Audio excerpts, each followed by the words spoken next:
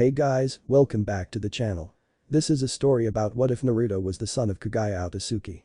Before I start, please support for more amazing content and do consider subscribing to my channel and share this video with your friends. This is written by BLACKFOXX10 and link in description and support writer. Let's start the video. Chapter 1. Where it all began. She gazed upon the black endless horizon with a serene expression on her face. A look which gave off the feeling of acceptance. The starry night often gave her comfort amidst the tension and diplomacy that had begun to revolve in her clan since the past hundreds of years. The planets and stars seem closer to our home tonight, she whispered. Her soft-spoken words drifted into the horizon as she stood all alone beside one of the gigantic trees that was sacred to the members of her clan. She grazed her right hand through her sweeping white hair which she had inherited from her mother. The thought often crossed her mind and made her wonder as to what type of woman her mother was and if she would approve of her decision. A few minutes later she felt a presence behind her, but she didn't move from her stance. Seconds ticked along as if they were years, but none of them spoke a word.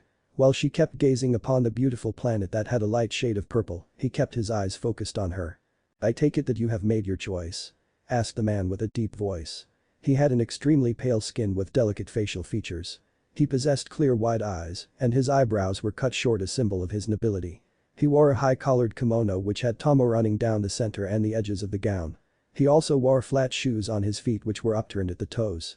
However, the man's most prominent feature was the red eye that was in the middle of his forehead.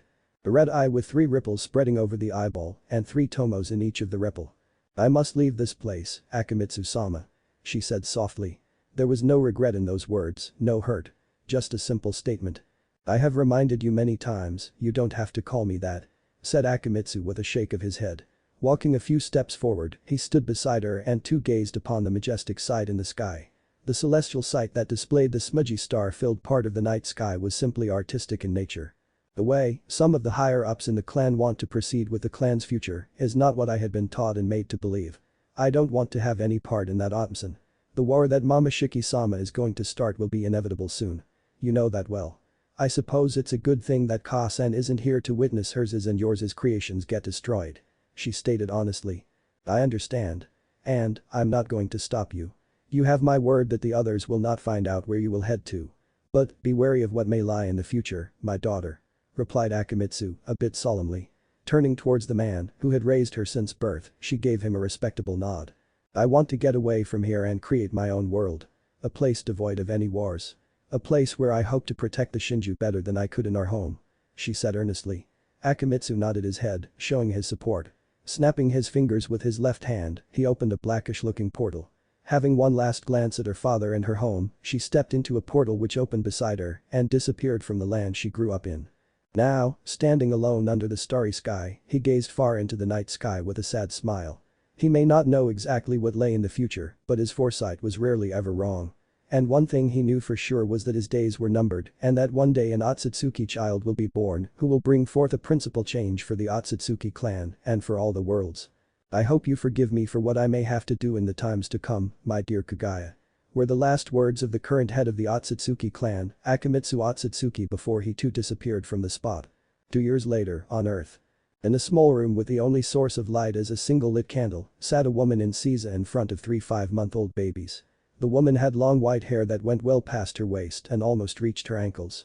Her eyes were as wide as the first snowflake of the winter season, and in the middle of her forehead was a single line which hid her third eye from view. Her face showed the motherly concern and love as she stared at her own 3 children. Amura Otsutsuki, the child on her left, had gray shade of hair and a pale skin that was slightly lighter than her own.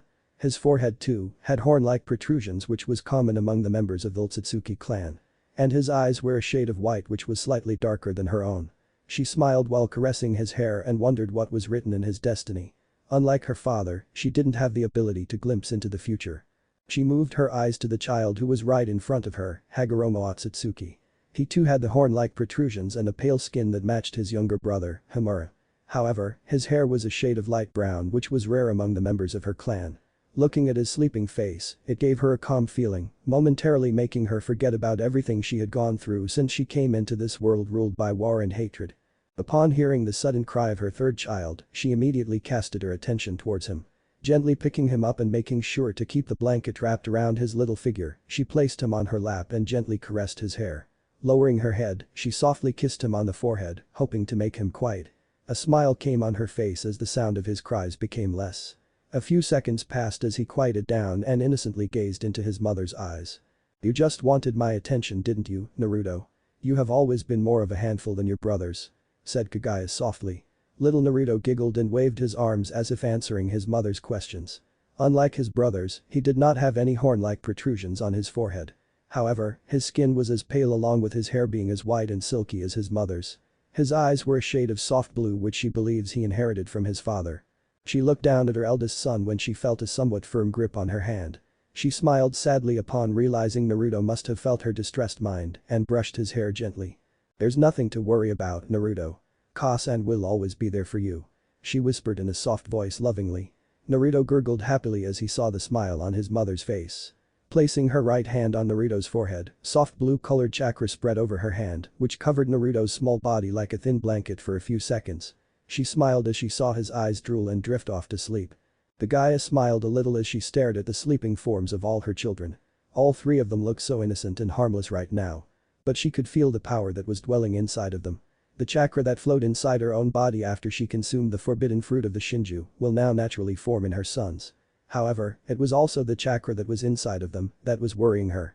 She was certain the group of people who were rebelling against her father would come for her and her son's chakra one day. Maybe not today or in the next millennia, but they certainly will. The only solace she had was that she was certain her father wouldn't tell another soul of her current location.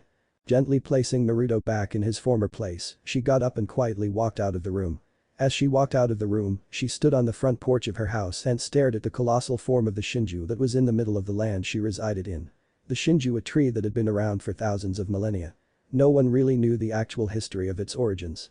Since her birth, she had always been made to believe that the Shinju was the first primordial god to have been in existence and the one to create time, space and matter. Needless to say, she had been awed that such a godly being ever existed and wondered what made the being cease to exist. The members of the Outosuki clan had been guarding the Shinju since the beginning of their time and she was taught to do that her entire life. Yet, when the time came, her own desires had conflicted with the duty she was prepared for. Kaguya sighed once again as she thought of what all had transpired since she came to this world to alienate herself from the constant war that her clan was immersed in. Upon her arrival, she was discovered by a small group of people from the land of ancestors. Even though she could feel the vile nature that was deep within the heart of some of these humans, she also felt those who only yearned for peace and a calm life. That was also the day she met Tenji. The man who was regarded by others as the lord of the land of ancestors. She was given a place to reside and a place to call home by him. After her arrival, she had spent many long nights simply standing in the garden and staring up at the night sky, hoping to spot her former home among the trillions of planets and stars that were there. It was during one of those cold nights that Tenji had approached her and spent the night with her, both just standing quietly under the ocean of stars. Since that night, the two had started to spend a lot more time together. She had even gotten a little close to her personal caretaker, Aino. A few months after, word had spread to the other lands that the lord of the land of ancestors had a celestial maiden as a concubine. Conflict had soon began surfacing between different lands and a lot of pressure was thrust upon Tenji's shoulders. Like Kaguya, he too wished to live in a world without any conflict and wanted to resolve matters through peaceful manners. However, the responsibility of being a ruler and the result of being threatened to war by other lands had made him sway from his peaceful ways. One such night, when Tenji was away on a battlefield with his army to confront the king and army of land of that and other land's king attacked Kaguya's and Tenji's house. Her eyes moistened a bit as she thought of Tenji, the man whom she had come to love and whose children she had. But her mood changed at once as she thought about the bitterness and coldness she saw in his eyes and the betrayal she felt on that fateful night. Flashback. Kaguya-sama. We must leave this place at once. Urged Aino hurriedly with a worried expression on her face. Upon hearing the loud shouts outside, both knew someone must have attacked the house in Tenji's absence. Indifferent to the situation on the outside, Kaguya merely sat on her futon with a firm look. Walking towards Kaguya, Aino suddenly grabbed her hand and made a run for the back door of the house. However, as soon as they made their way out of the house, they found themselves surrounded by a large group of people carrying spears, swords or arrows in their hand. A tall man with dark brown hair and donning a light brown kimono stepped forward from behind the crowd. He wore a white bandana around his forehead with a violet-colored circular object in the middle and had violet-colored earring on each of his ear. The land of ancestors will fall very soon, stated the man firmly. To put it bluntly, what belongs to Tenji will soon belong to me, the lord of land of that, Daiki. From this moment on, you're mine, he stated with a maniacal grin on his face. Aino felt herself remain rooted to the spot in fear on seeing the group of men surrounding them with weapons in their arms. "Kaguya-sama, you must try to escape from here," she pleaded. Aino's eyes widened when Kaguya grabbed her hand, quickly started to run to her left, towards the side of the forest. "As if you can escape anywhere," yelled Daiki arrogantly. He and his men followed them quickly and once again cornered them before Kaguya and Aino could run off into the forests. Upon feeling the Aino's tight grip on her hand, she realized how scared she must be feeling right now and knew she had to keep her safe. All these months Aino had taken care of her and she felt indebted to her. Her strength had considerably weakened due to the travel from her home to Earth. And looking at all these men around her and the war that was about to ignite, begrudgingly she knew there was only one way through this predicament. Looking towards the forest, she could clearly see the Shinju that had been standing tall for the past millennia. A second later, she looked straight into the eyes of the man who claimed himself to be the lord of another land and walked down the porch of the house towards the group of men with an apathetic look on her face. "Kaguya-sama," shouted Aino fearfully as she saw Kaguya walk towards the enemy. Two of the men stepped in front of Kaguya and stopped her. But as soon as Kaguya looked at them with narrowed eyes, the two of them were pushed far back with a tremendous force and immediately fell unconscious. "Do not touch me," stated Kaguya. Instantly, a group of 5 more people ran towards Kaguya, with their sharp end of the spears pointed towards her. As soon as they came near 3 feet of her proximity, each one of them was torn to shreds, and their blood was splattered on the faces of rest of armed men and even Daiki. Daiki, along with rest of the armed men and even Aino, took a step back on seeing the strange power that Kaguya wielded. While Aino sighed in relief that Kaguya was safe, the men were fearful in taking another step towards the woman whom they now considered a bewitching monster. "So, the maiden is a monster in disguise after all," stuttered Daiki fearfully. The look of slight relief came upon Kaguya's face when she noticed Tenji at the back on his horse. But that relief soon changed into hurt when she clearly understood the look on Tenji's face. It was a look which signified doubtfulness, fear, but most of all, he had the same look on his face as the men who had attacked her. At that moment, she knew what Tenji would do. Before anyone else could say anything or make a move, Kaguya once again held Aino's hand and ran into the forest towards the Shinju. Flashback end. After consuming the forbidden fruit of the Shinju, Kaguya became the first being in this world to be able to wield chakra. With the enormous power she wielded, she single-handedly put a stop to the perpetual conflict and war that was surrounding the world in its grasp. For her deed, she was worshipped by everyone as the rabbit goddess. Shaking the thoughts out of her mind, her eyebrows raised dramatically as she felt a presence inside the house she hadn't felt in years. Turning on her heels, she quickly ran back inside the room and found her father to be kneeling in front of her eldest child, Naruto. "Son, what are you doing here?" Kaguya expressed her disbelief. "I don't have much time," Kaguya Akimitsu said with deep breaths. His clothes were all tattered up and his body showed several cuts and wound marks which seemed fatal. But the fact which staggered her the most was that the third eye on his forehead was closed. So, the war already began at home, and judging from his state of appearance, it didn't go well for him. Kaguya summarized as she took notice of her father's current state. "This child," Akimitsu started, placing his left index finger on Naruto's forehead. Kaguya inched closer to Naruto, but stopped when her father's intimidating gaze fell upon her. At that instant she realized the person before her wasn't speaking to her as a father, but as a leader of the ancient and powerful Otsutsuki clan. "Whatever it is, you may not take another of my family away from me. I'm done with the clan. Whatever happens to it is none of my business. Leave my family and me out of it," Kaguya stated firmly.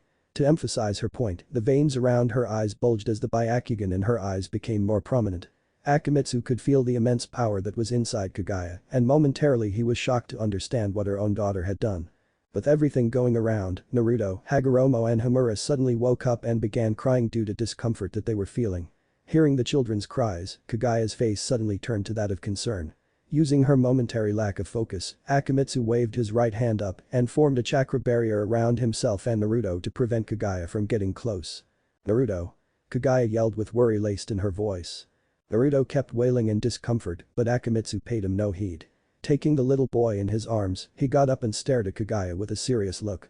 However, he was yet again shocked when he felt the enormous pressure of Kaguya's chakra and the look of animosity that was visible in her eyes. The wooden floors and the surrounding walls cracked at the potency of her chakra, but Akimitsu kept himself composed. He knew what he would be doing was morally wrong, but it had to be done. For his clan's sake and his daughter. As he stood up on his legs weakly with Naruto held firmly in his right arm, Kaguya protectively stood in front of Hagoromo and Homura, who too were now inside a small barrier that Kaguya formed to keep them safe. "This child, he is going to be our savior, Kaguya," He will become someone who can vanquish the essence of all evil and can establish peace as it was during the time of the great Shinju and when our clan was formed millennials ago. Akamitsu expressed honestly. As he felt his life force leaving his body, he suddenly fell on his right knee and coughed up some blood. I already told you, the clan does not concern me anymore. Do not test my patience, Otmson. Return my son now or you may not like the consequences. Stated Kaguya coldly. Her eyes narrowed when she saw the look of regret on his face. Forgive me, my dear Kaguya. But, you're still too young to confront me in a battle even if I'm weakened considerably. I wish there was another way to do this. But, it must be done to protect our clan and to save you, said Akamitsu softly with the last couple of words in a barely audible whisper. No, he's my son. You are not the one to decide what he's destined for. Raising her left hand, the bones in the palm of her arm hardened and fired off towards Akamitsu's head speedily. However, before the brown-colored bone could reach even the barrier, Akamitsu clicked his finger and both he and Naruto disappeared from the spot. As words failed to come out of her mouth, she fell onto the ground with tears falling from her eyes. Even with her sensing technique, she couldn't sense Naruto's or her father's chakra anywhere in this world. This isn't over, Otmson, you and the clan shall pay for it as done to me and my son. She thought murderously. Little did she know the reality she had built around herself and her children in this world would soon be changed, giving birth to yet another cycle of hatred and war. Chapter 2. The beginning of Naruto Uzumaki. 1,000 years later, Konohagakure no Sado. A young boy, roughly the age of 7, could be seen sitting under the shade of a tree, near the lake. As the wind blew through his silky white hair, he felt the cool rush of it against his skin. He shuddered a little as he felt a little chilly from the sudden contact. The child smiled as he realized the wind, which has no form except when it is moved by currents of air, exists nevertheless as real and valid. He sighed contentedly as he closed his eyes and kept his hands behind his head for support. He seldom wondered about his own life, his origins and especially his own parents. His entire life he had never known the love of a parent or what it meant to live as a child. He would often see other children his age playing in the playground with their parents sitting nearby, kids asking their parents for the simplest of things such as an ice cream, and he would feel a tinge of emptiness inside of himself. Nonetheless, he still smiled despite all the hardships the village had given him, since he could learn to remember. He never understood the reasoning behind the anger many of the villagers presented towards him. Perhaps it was something to do with his appearance or the malicious chakra he could feel deep within himself. He had always been able to feel the people around himself and the very essence of life itself whenever he focused on his surroundings. It gave him pure joy to feel the life in nature around himself. It made him feel less alone as he understood he wasn't the only living being that was often ignored by the people. As a couple more hours gradually passed by, he opened his eyes to the sun rays hitting his eyes directly. Covering his eyes with his hands, he noticed the sun was now directly above of him. Getting up from the ground, he stretched his arms a little to relax his little body. A few minutes later, he started walking towards the main area of the village to meet one of the few people in the village who showed him kindness and love. As he made his way towards the village, he could sense 2 shinobi following him. For some reason, these 2 had always kept an eye on him and protected him from the shadows. Even when some of the villagers tried hurting him in any way, these 2 people had always come to his rescue. A little smile etched on his face as he tucked his hands in his pocket and made his way towards the Hokage Tower. Hokage Tower. Appears in Sarutobi, the Sandaime Hokage of Konohagakure no Sado was hailed as the strongest of the Kages in his prime. It was his skill in taijutsu and his mastery over all the forms of elemental jutsus that earned him the moniker of Shinobi no Kami, God of Shinobi. After the untimely demise of the beloved Yondaime Hokage, the mantle of the village leader had once again fell on his hands. Despite his old age, any shinobi or Kage for that instance would think twice before challenging him to a fight. It was his belief that the will of fire burned brightly in every shinobi and civilian of Konoha. The will of fire, the passion to protect one's home, was an inconsequential essence of a shinobi that had been passed down to each of the Hokage since the Shodaime. As he sat in his office, he peered through the crystal ball in front of him, from which he could look at any part of the village he wished to. Glancing at the clock once, he knew it was time for little Naruto's daily visit to him. His face turned a little sad upon seeing the disgusted and indignant looks that many of the villagers were giving young Naruto as he walked through the bustling streets of his village. It pained him to know the burden that such a young boy had to carry without much support around himself. Yet, at the same time, the maturity and wisdom which Naruto often portrayed surprised the aged Kage to no end. No child should ever show such behavior so early in their life. To be able to smile in the face of very people who abhor you is a trait very rare. Seeing as Naruto was now at the entrance of the Hokage Tower, he put aside the crystal ball and walked outside the office to greet his grandson-like figure. "Ah, Naruto-kun, you're here," greeted Sarutobi warmly upon seeing the young boy. Seeing the aged man, Naruto instantly ran up to him and hugged him tightly, completely ignoring the furious look from the secretary who was sitting at the side. Gigi, it's good to see you. What are we going to do today, huh? Are you going to tell me another story about the Shinobi War, or are you going to tell me about one of the Hokages of our village? Naruto asked quickly with a large smile on his face. With very few loved ones in his life, he cherished the moments he spent with them. And the Sandaime Hokage, who was like a grandfather to him, always treated him kindly and listened to all his requests. Ever since he could remember, the old man has been the one constant figure in his life, whom he loved beyond measure. Calm down, Naruto-kun. I'm not going anywhere. Let's go to your favorite spot, shall we? Asked Hiruzen with a smile. Nodding his head eagerly, the young boy latched onto the cage's hand. Making a single hand sign, both Hiruzen and Naruto shunshine from the Hokage tower. The secretary sitting on the side and sat down on her seat once she saw the two of them disappear. To this day, she couldn't fathom why the Hokage of all people would bother spending time with a child who brought nothing but death around himself. Aside from young Naruto himself, the entire populace of Konohagakure no Sato was aware of the beast that resided within Naruto and considered him the reason why their Yondaime Hokage had perished so early in his reign. After all, it was human nature to disregard the obvious in times of peril and place the blame on the easiest of targets. Be a child, man or woman. Hokage monument. I really want to learn that technique too, Gigi. Exclaimed Naruto. The old cage had shunshine to top of the Yondaime Hokage's face, which was ironically Naruto's favorite spot in the whole village. It made him happy that the boy was coincidentally close to his father, yet it saddened him that the boy could not know of his lineage. Even though Minato was not the boy's biological father, the few months Minato had spent with Naruto, he had never seen his perished successor so happy. You will learn it, my boy. When the time is right, you too will learn the ways of a shinobi. Said Sarutobi wisely. Do you really think I can become a great shinobi, Gigi? Asked Naruto, a little timidly as he lowered his head.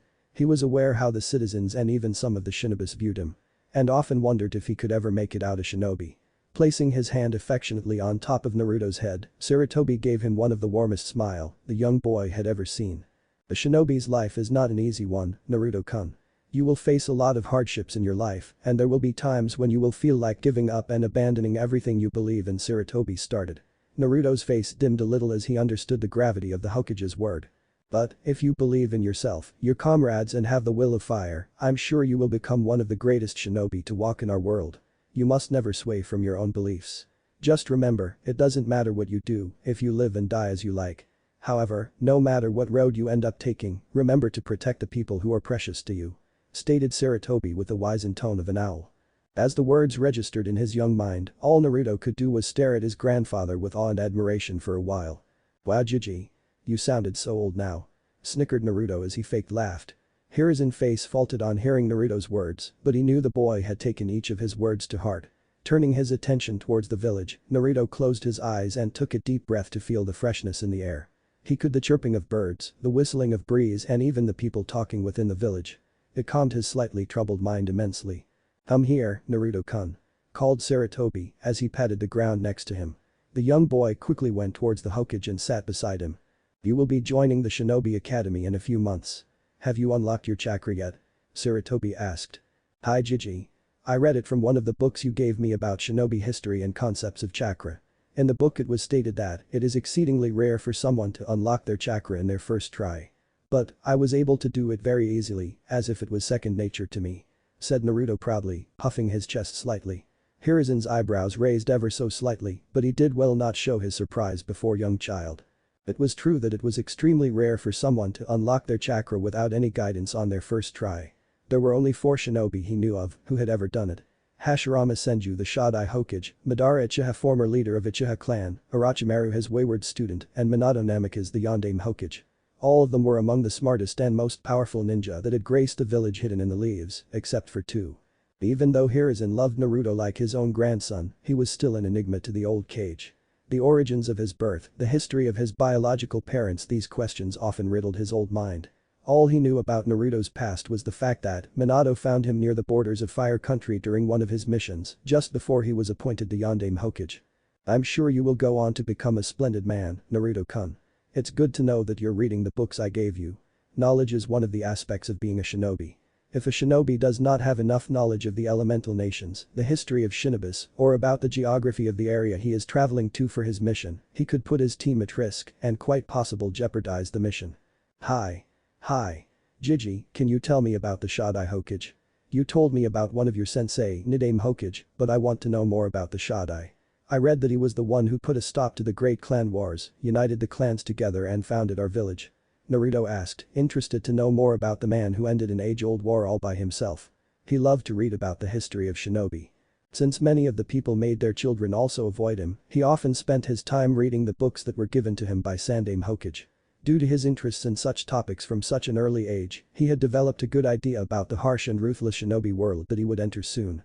Remembering his time as an academy student under his sensei, Hiruzen described and told Naruto about the tales of Shodai Hokage of Konoha. Enthralled by the unbelievable and impeccable story that he was hearing, Naruto and even Hiruzen lost track of how much time they had spent atop the Hokage monument. By the time Hiruzen had finished telling the tale, he noticed young Naruto's eyes had started to drool and that he would fall asleep anytime soon. Gently placing his hand around the boy's shoulder, he made Naruto rest his head on his lap. Naruto smiled as he noticed the slightly orange color the sky had turned to. It was a truly beautiful sight to him. Listening to the stories from his grandfather was his favorite way to spend time, and he was glad there was a person like Sandaime in his life.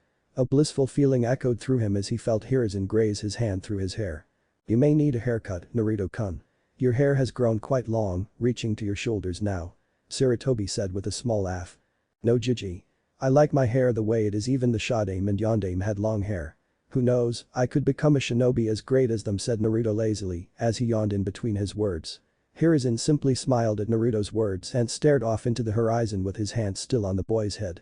A few more minutes passed and he noticed that the young boy had drifted off to sleep peacefully. It reminded him of his student, Jiraiya, who too was very carefree and loved listening to his stories. Snapping his fingers, a shinobi wearing a dog Anbu mask appeared beside himself. Inu, as the shinobi was called, was one of his most trusted Anbu members. He trusted the young Anbu with Naruto's life and knew no harm would befall Naruto if Inu was beside him. He has grown much in the past few years, Hokage-sama. Shall I take him to his apartment? Asked Inu. Yes, do take him. It's almost time for my meeting with Danzo, Himura and Kaharu regarding the Kumagakure ambassador who will be visiting soon with the peace treaty. Replied the Sandaime Hokage. Patting young Naruto's head gently one last time, he handed him over to Inu, who held the boy in his arms. Without any further ado, both the men disappeared from their spots. 2 weeks later, in the woods inside the village. Like the past several months, Naruto sat in an open area, secluded from the village to do the little shinobi training he did by himself. Sitting in a meditated pose with his eyes closed, he felt the chakra that was circulating within himself. In some of the books that he had once gone through, he read that meditation was one of the simplest and most efficient way to get the chakra under control. So, once a day he would regularly come to this clearing all by himself to feel the wildlife and nature around himself and calm his rather distressed and turbulent mind. Ever since he could feel the chakra within himself and feel those that of other people, he had realized he had abundantly large and potent reserves of chakra for someone his age. He didn't know if it was normal or not, but based on his readings of books so far, he knew having large chakra reserves would help him tremendously in a shinobi fight. Making the Hitsuji, Ram, hand seal, a light blue colored chakra covered his entire body equally. To any normal civilian it would look as if the child was covered in bright blue flames, but a veteran shinobi would have his mind boggled to see a child manifest such amount of chakra around himself. At this moment, Naruto could feel every little living being around himself. He felt the freshness of nature through every fiber of his body. The soft breeze touching his face, the tender grass surrounding him on the ground, the birds flying in the air, the animals roaming in the woods. It was a truly idyllic and aesthetic feeling. Even with his eyes closed, he was able to see all around himself. It was moments such as this that made him appreciate the beauty of this world. He wasn't naive. He knew the shinobi world he lived in was a deceitful, dark and merciless place. And he knew as he grew up, the shinobi world would only get much darker. A good distance away from the young white-haired boy sat a weasel-masked Anbu, Itachi Uchiha. The eldest son of the Uchiha clan leader was among the most trusted Anbu of the Sandaime Hokage, along with Inu. Graduating the academy at the age of 7 and joining the ranks of the elite Anbu at the age of 11, Itachi was considered the greatest prodigy from Konohagakure after Minato Namikaze and Kakashi Haddock. As he sat atop the branch of a tall tree, he keenly observed young Naruto, who was meditating. It had been over an hour, and Itachi was immensely impressed with the boy's patience and chakra. He was certain that Naruto had much greater chakra capacity than his own, and fairly good control for that matter. The Weasel Mask Anbu was among the select few people who knew that Naruto was the legacy of their late Yondaime Hokage and Kushina Uzumaki, even though Naruto was not related to them by blood. Having known Minato and Kushina personally, Itachi had readily agreed to keep an eye on the young boy. He was sure Naruto would make a great friend for his own little brother Sasuke and his cousin, Izumi, who will be helping the teachers in the academy with the students. Despite knowing he was specifically told not to interact with Naruto personally, with every passing month his curiosity of the young boy was only increasing. He couldn't understand why the Sandaime had forbade him or Inu from interacting with Naruto. From what he had seen in the past few years, the kid had no friend growing up whatsoever, and it reminded him a little of his own childhood. Because for those who hold great power in their hand often find themselves standing alone even in a crowd full of people. Itachi Uchiha in no way was an arrogant person, but he knew he was a powerful and smart shinobi, and he was yet to reach his prime age. Thus, deciding to make his presence known to the young boy, Itachi stepped out from the shadows and made his way towards Naruto. Naruto, who was still calmly meditating, suddenly felt one of the shinobi who normally watched over him inch closer to his place with every passing second. Briefly, he was perplexed and wondered what it was that made the shinobi want to approach him. He knew the person had been watching him for a good few years, and this was first time he had tried making any contact. Getting up from the ground and dusting off the little dust that was there on his black kimono, he turned around and came face to face with the weasel-masked Anbu. "Hello, Naruto," said the weasel-masked Anbu kindly as he offered his hand to a slightly wary Naruto. Chapter 3. His first friend. Naruto didn't move a muscle for a few seconds as he blankly stared at the weasel-masked shinobi in front of him. Due to his lack of interaction with people growing up, he often had trouble to talk and trust them. "Why is someone from the Anbu here for me at this time?" asked Naruto calmly. He had already met the Sandaime today and did not have any plan other than training. He also had a feeling that he was in no sort of danger since the shinobi in front of him had been looking out for him from the shadows along with another one. But living alone for so long had taught him never to trust anyone blindly, be it a friend or foe. Unconsciously, Naruto had started leaking a little of his chakra which was felt by Itachi, even though he wasn't a sensory ninja to begin with. The chakra he felt coming off Naruto was so dense, it seemed like a giant wall. Thus, he kept his distance for the time being. "Cautious, huh? It's a good thing to be," stated the weasel-masked Anbu as he lowered his hand. "You still haven't answered my question," said Naruto as he folded his arms over his chest.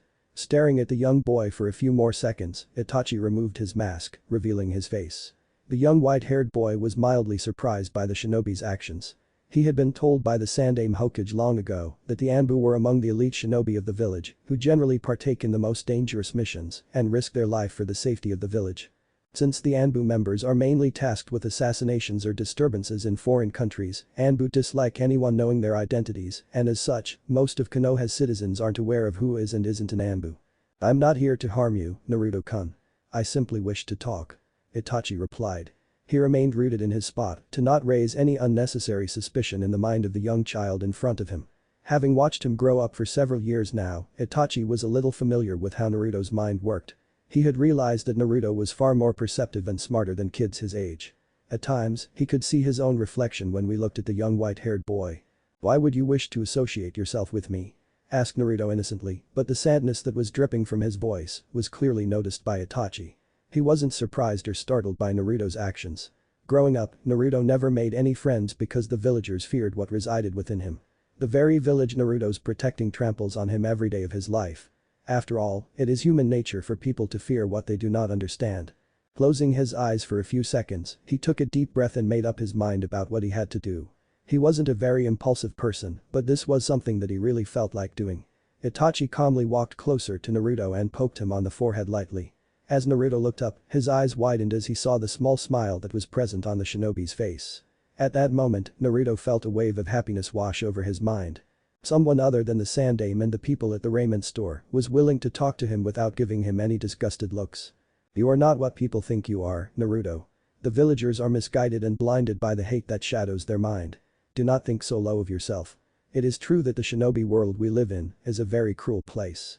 But we shinobi are those who endure for a reason and protect what is important to us," Itachi explained. Naruto swiftly turned around to look away from the shinobi. His hand slowly moved upward as he wiped away the tears that were threatening to fall. As a few more seconds of silence ticked away, Naruto turned around to face the shinobi with slight moist eyes. "Would you like to train with my brother and I sometime later?" Itachi asked hopefully. Sasuke and Naruto were about the same age and he normally helped his brother train from time to time. So, he figured it wouldn't hurt if he could help the two of them together. Also, with a growing distance between the Uchiha clan and rest of the village, he wanted Sasuke to get well acquainted with someone from his age group outside of the Uchiha clan. Hi, I'd really like that. I have never trained with anyone before other than Sandaime Jiji. Naruto answered with a big smile on his face. Abruptly, Itachi looked to his far right with narrowed eyes and sighed. He should have known Kakashi would have come to check up on Naruto sooner or later. I must leave now, Naruto-kun. I shall come visit you sometime soon. Itachi said as a small sigh escaped his lips. He would certainly have an earful from Kakashi and the Sandaime. Is it because of the other shinobi who was here a while ago? Asked Naruto, a little hesitantly. Itachi raised an eyebrow, realizing that Naruto was a censor. It wasn't an easy task to sense an Anbu member, and to be able to do that at his age was indeed a surprising feat. Without saying another word, Itachi simply vanished from his spot using the Shunshin no Jutsu. I did not even get his name, Naruto whispered to himself as he looked up at the evening sky. He smiled a little as he thought more people were slowly getting involved in his life. He gently placed his right hand on his chest as a single thought was running through his mind. Maybe soon, the emptiness in my heart would go. Deciding to rest for rest of the day, he started walking towards his apartment. Unknown to Naruto, a strange creature with Venus flytrap-like extension that emerged from its sides rose from the branch of a nearby tree. The extensions enveloped its head and up like a shell. But, the most peculiar aspect about this creature was that, left half of it was black, while the other half was white. The creature had short green hair and yellow eyes, and wore a long black cloak with dark red clouds, a red interior and a chin-high color. When will you approach him? Asked the white half. He still has much to grow. Even now, I can feel the enormous power growing inside of him. He is certainly the one who has inherited most of Kasen's power. Time will come soon when he's ready to know the truth about his past. Until then, he needs to grow even stronger for Kasen. Replied the black half while whispering the last couple of words. So, you want to just keep an eye on him until he reaches of age? Questioned the white half again. Without saying another word, the strange creature simply sank into the tree branch without leaving any trace of it being ever there. 2 weeks later. Naruto along with Itachi silently walked among the busy crowd of Konoha in the main street of the village where most of the ninja shops are located. However, on the inside, Naruto couldn't stop smiling as the Sandaime had given him a large sum of money so he could buy all the necessities for being a ninja. In a few months, he would begin going to the academy, so he wished to buy all the required materials early. He slowly glanced towards Itachi as he had now come to know his name and Naruto was glad about him being here. Most of the times, the villagers forbade him from entering their shops and making any purchases when he was alone. Knowing that, Itachi had agreed to come with the white-haired boy. Walking for about 10 more minutes, both Naruto and Itachi stopped in front of a shop which supposedly sold the best ninja equipment in the village. Todoroki's Ninja Guide. Let's go inside, Naruto-kun. Itachi said. Naruto simply nodded and followed Itachi, who opened the door which sounded with a chime. As soon as Naruto entered the store, he stopped and gazed at the different kinds of weapons, shinobi clothes and scrolls that were on the shelves with wide eyes. He had never come to a ninja store before and he wanted to soak in as many details as he could. Ever since he could remember, this was the first time he wasn't asked to leave the moment he entered the shop. Looking towards the counter, he saw a middle-aged man with a brown beard sitting over a stool and reading a book. Wait over here, okay? I will go and speak to the person in charge of the shop. Itachi said humbly. Hi. But, can I go over there and look at something? Naruto questioned pointing his finger towards the clothing section. Itachi followed where Naruto was pointing to and was frankly astonished. Nonetheless, he nodded and walked towards the counter while Naruto walked towards the clothing section. As Naruto walked past the other people who were present in store, he could hear faint whispers of people talking about him. Look, it's the demon brat. We should buy our things and leave from here quickly. Said one of the people distastefully. I have heard that the Sandaime has agreed to send him to the academy. I can't believe Hokage-sama would let someone like him become a shinobi. Spat a Chunin with hatred. Several more people made similar comments, but none had the courage to go up to Naruto because of the Anbu that had escorted him. SHHH. Be quiet. You don't want to get into any unnecessary trouble because of that thing. Berated another shinobi who stood beside the Chunin as he looked over the katanas on display. Instead of listening to them, Naruto quickened his pace and soon enough stood before the clothing piece that his eyes had set on earlier. There rested a mannequin which was made to dress like a shinobi of the Great Clan Wars era. The clothing consisted of a dark red armor worn over a simple black suit with sandals. This armor was constructed from numerous metal plates formed into multiple protective guards along the body. Naruto's mouth drooled at the prospect of someday wearing this uniform in battle. Since childhood, he had read numerous books about the shinobi history, great wars, the 5 great nations, and about the cages of each of the great 5 village since their foundation. So, he was aware that the shinobis who lived in the Fire Nation before the foundation of the village system generally wore this type of clothing.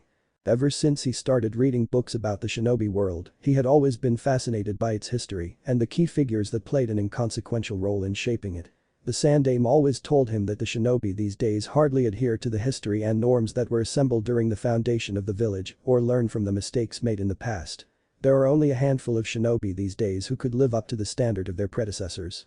But, at the same time, his Jiji also reminded him never to lose hope in the future and that someday a great maelstrom will shake the very foundations upon which the shinobi world is built on. Naruto chuckled lightly upon remembering those words. As he looked around, he saw several sets of kunai, shurikens and katanas on the opposite shelf. Walking over to them, he picked up one of the kunai and held it in his hand firmly. There was no emotion on his face, but he intently stared at the piece of weapon. He knew when he'll become a shinobi, he would have to take someone's life. It was an inevitable fact for any shinobi in the elemental nations. But for some reason, he did not feel scared of that fact. He too had a dream of being acknowledged by the people of the village, and for that he would need to become the strongest shinobi. The Sandaime Hokage is respected and acknowledged by everyone in the village, and he could sense the power flowing within the old man whenever he was with him. It was truly beautiful. But the shinobi he respected the most was the Sadaime Hokage. Hashirama Senju, hailed as the strongest shinobi ever, stopped the great clan wars on his own and united the people because of his tremendous power. The mind is like a piece of flat metal. One could reshape it into any form they wish.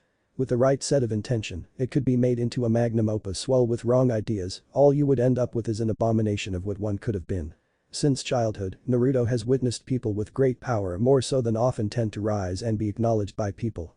Alas, there will soon come a time when everything Naruto believes in would crumble and fall, like the leaves at the end of spring. What is it that you're thinking of? Naruto promptly turned around as he heard the voice. Lost in his deep thought, he was surprised when he suddenly heard someone's voice.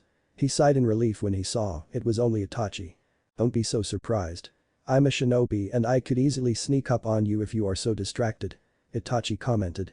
He smirked under his mask as he saw Naruto getting a little flustered. Did you already get everything?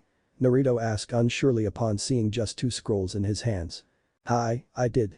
All the necessities are stored in these 2 scrolls. These scrolls were designed to contain large quantities in them. So, don't worry about anything. Replied Itachi as he showed Naruto the scrolls which had the kanji for weapons and clothes in them. Naruto smiled widely as he saw the scrolls. He could finally begin training properly to be a ninja. As the two made their way towards the exit of the store, Naruto stopped before the cash counter and walked towards the man who was sitting behind. Confused by his actions, Itachi merely stood by the exit. The shop owner saw the boy coming towards him and an intrigued look formed on his face. He did not hate the boy for what resided inside of him. He was a veteran shinobi who fought in the Third Shinobi War and was well versed in the art of Fuinjutsu. He knew the Yondaime Hokage personally and had complete faith in his sealing abilities. He respected the kid for being able to carry such a big burden. He just hoped the rest of the villagers too would come to see Naruto, as the Yondaime wished him to be a hero. Excuse me? Naruto said timidly. There's no need to be afraid, boy. Speak your mind. Replied Todoroki meekly. Thank you for selling me the weapons and clothes. Answered Naruto earnestly with a deep bow. This was the first time someone had sold him anything without giving him an earful, and he truly grateful for it. Todoroki as well as Itachi's eyes widened a little upon hearing Naruto's words. Hold your head high, Naruto. Thank me when you become a splendid shinobi. Todoroki spoke as he placed his hands on Naruto's shoulder and made him stand straight.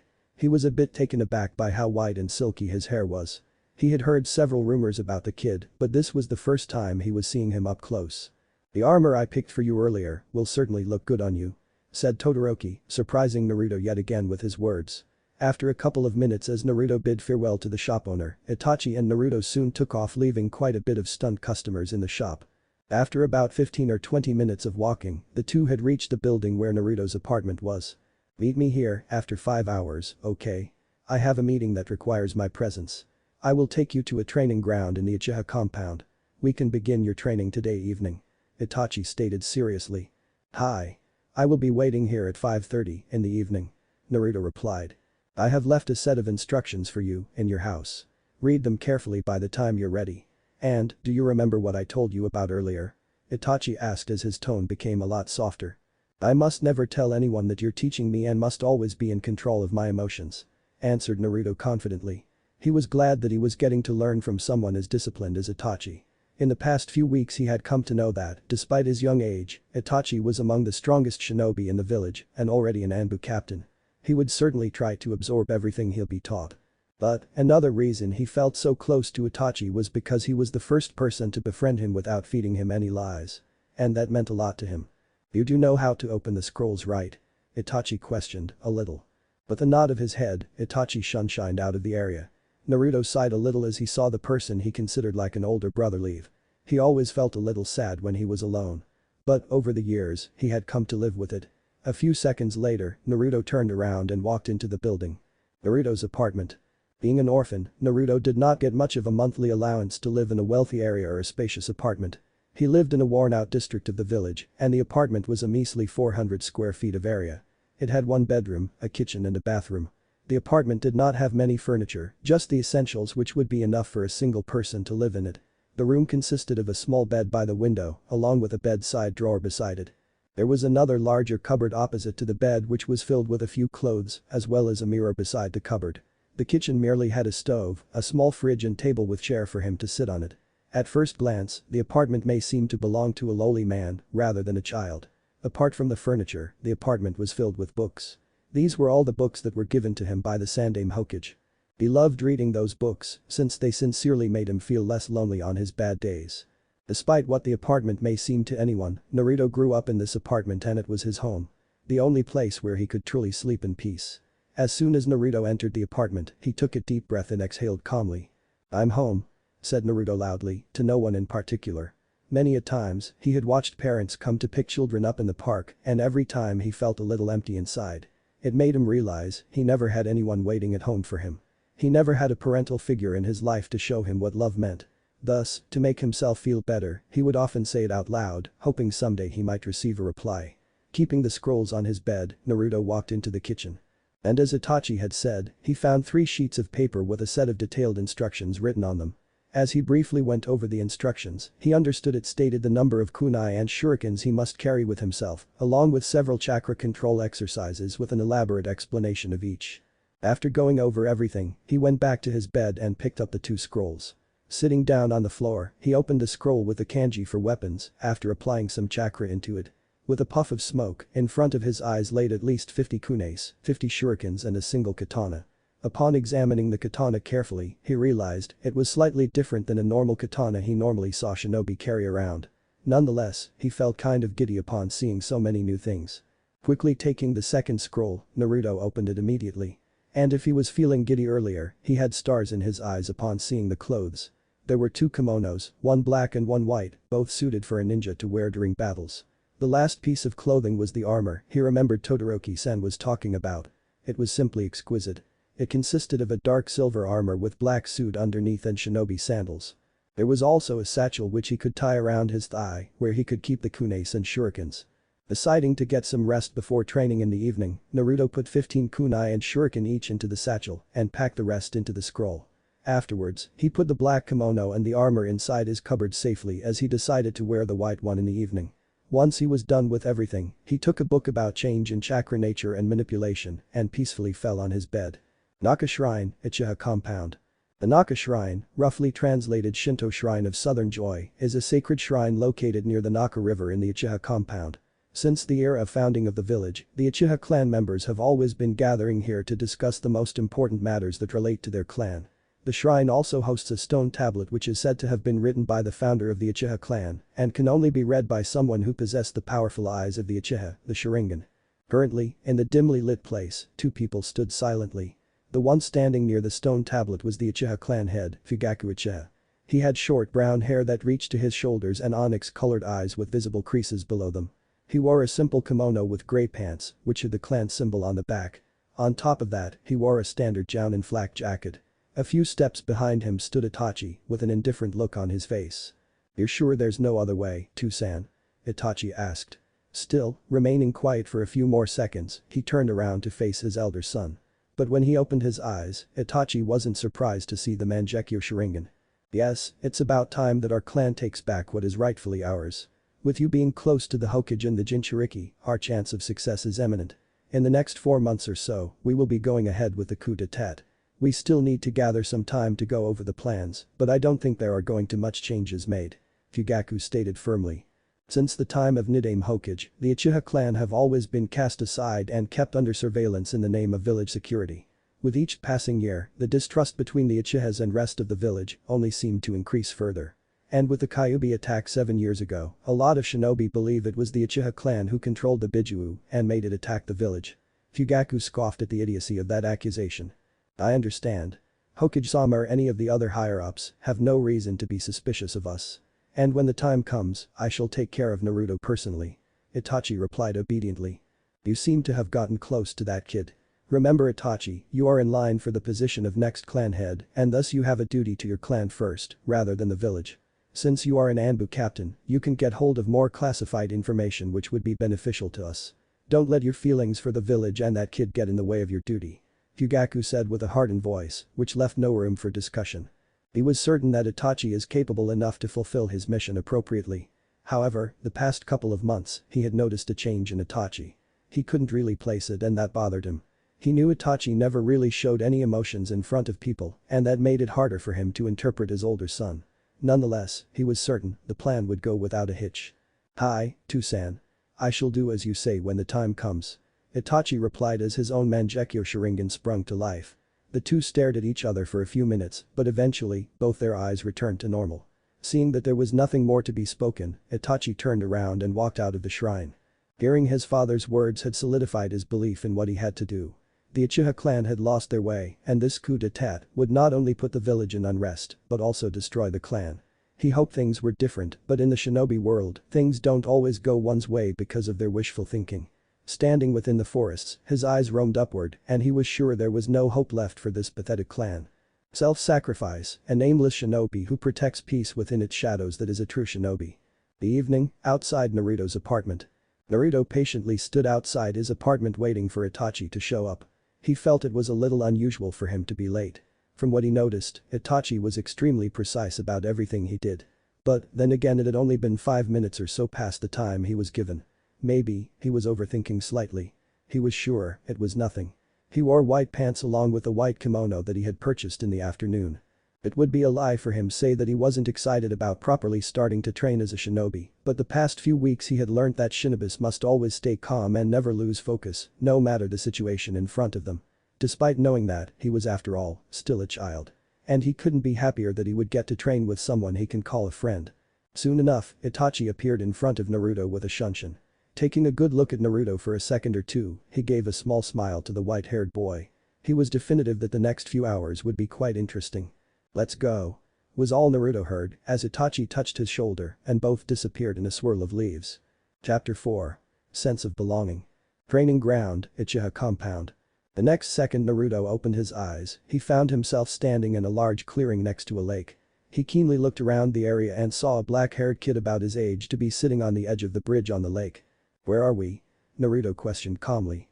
"It's an empty ground used by the Uchiha clan members for training. It's close to the Naka River," Itachi replied and pointed to the far edge on their left, from where Naruto could subtly hear the river flowing. As he looked around more, his face grew a small smile in appreciation of the beauty.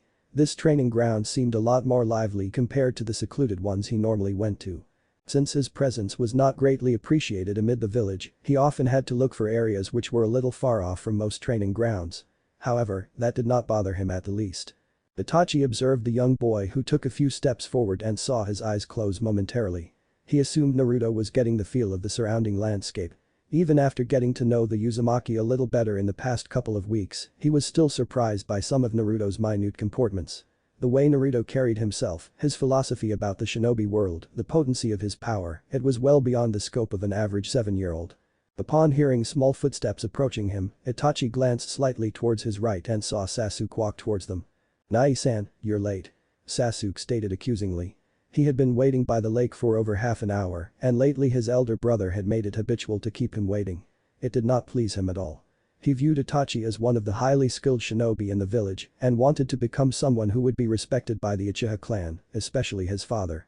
And he was willing to spend as much time and training it took to surpass Itachi as a shinobi. At times, it pained him to see how little notice his father gave him compared to his big brother. Yet, he wasn't completely disheartened by that, he loved Itachi far too much for that matter. "Forgive me, Sasuke. I was caught up in some work earlier," Itachi replied apologetically.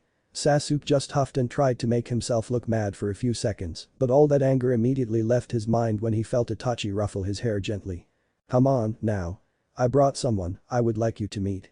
He's the same age as you and will be joining the Shinobi Academy along with you," Itachi said, trying to cheer up Sasuke.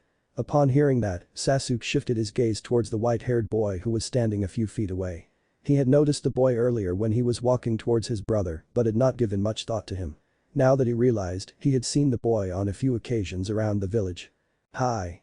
I'm Naruto Uzumaki. It would be nice to train with you and Itachi."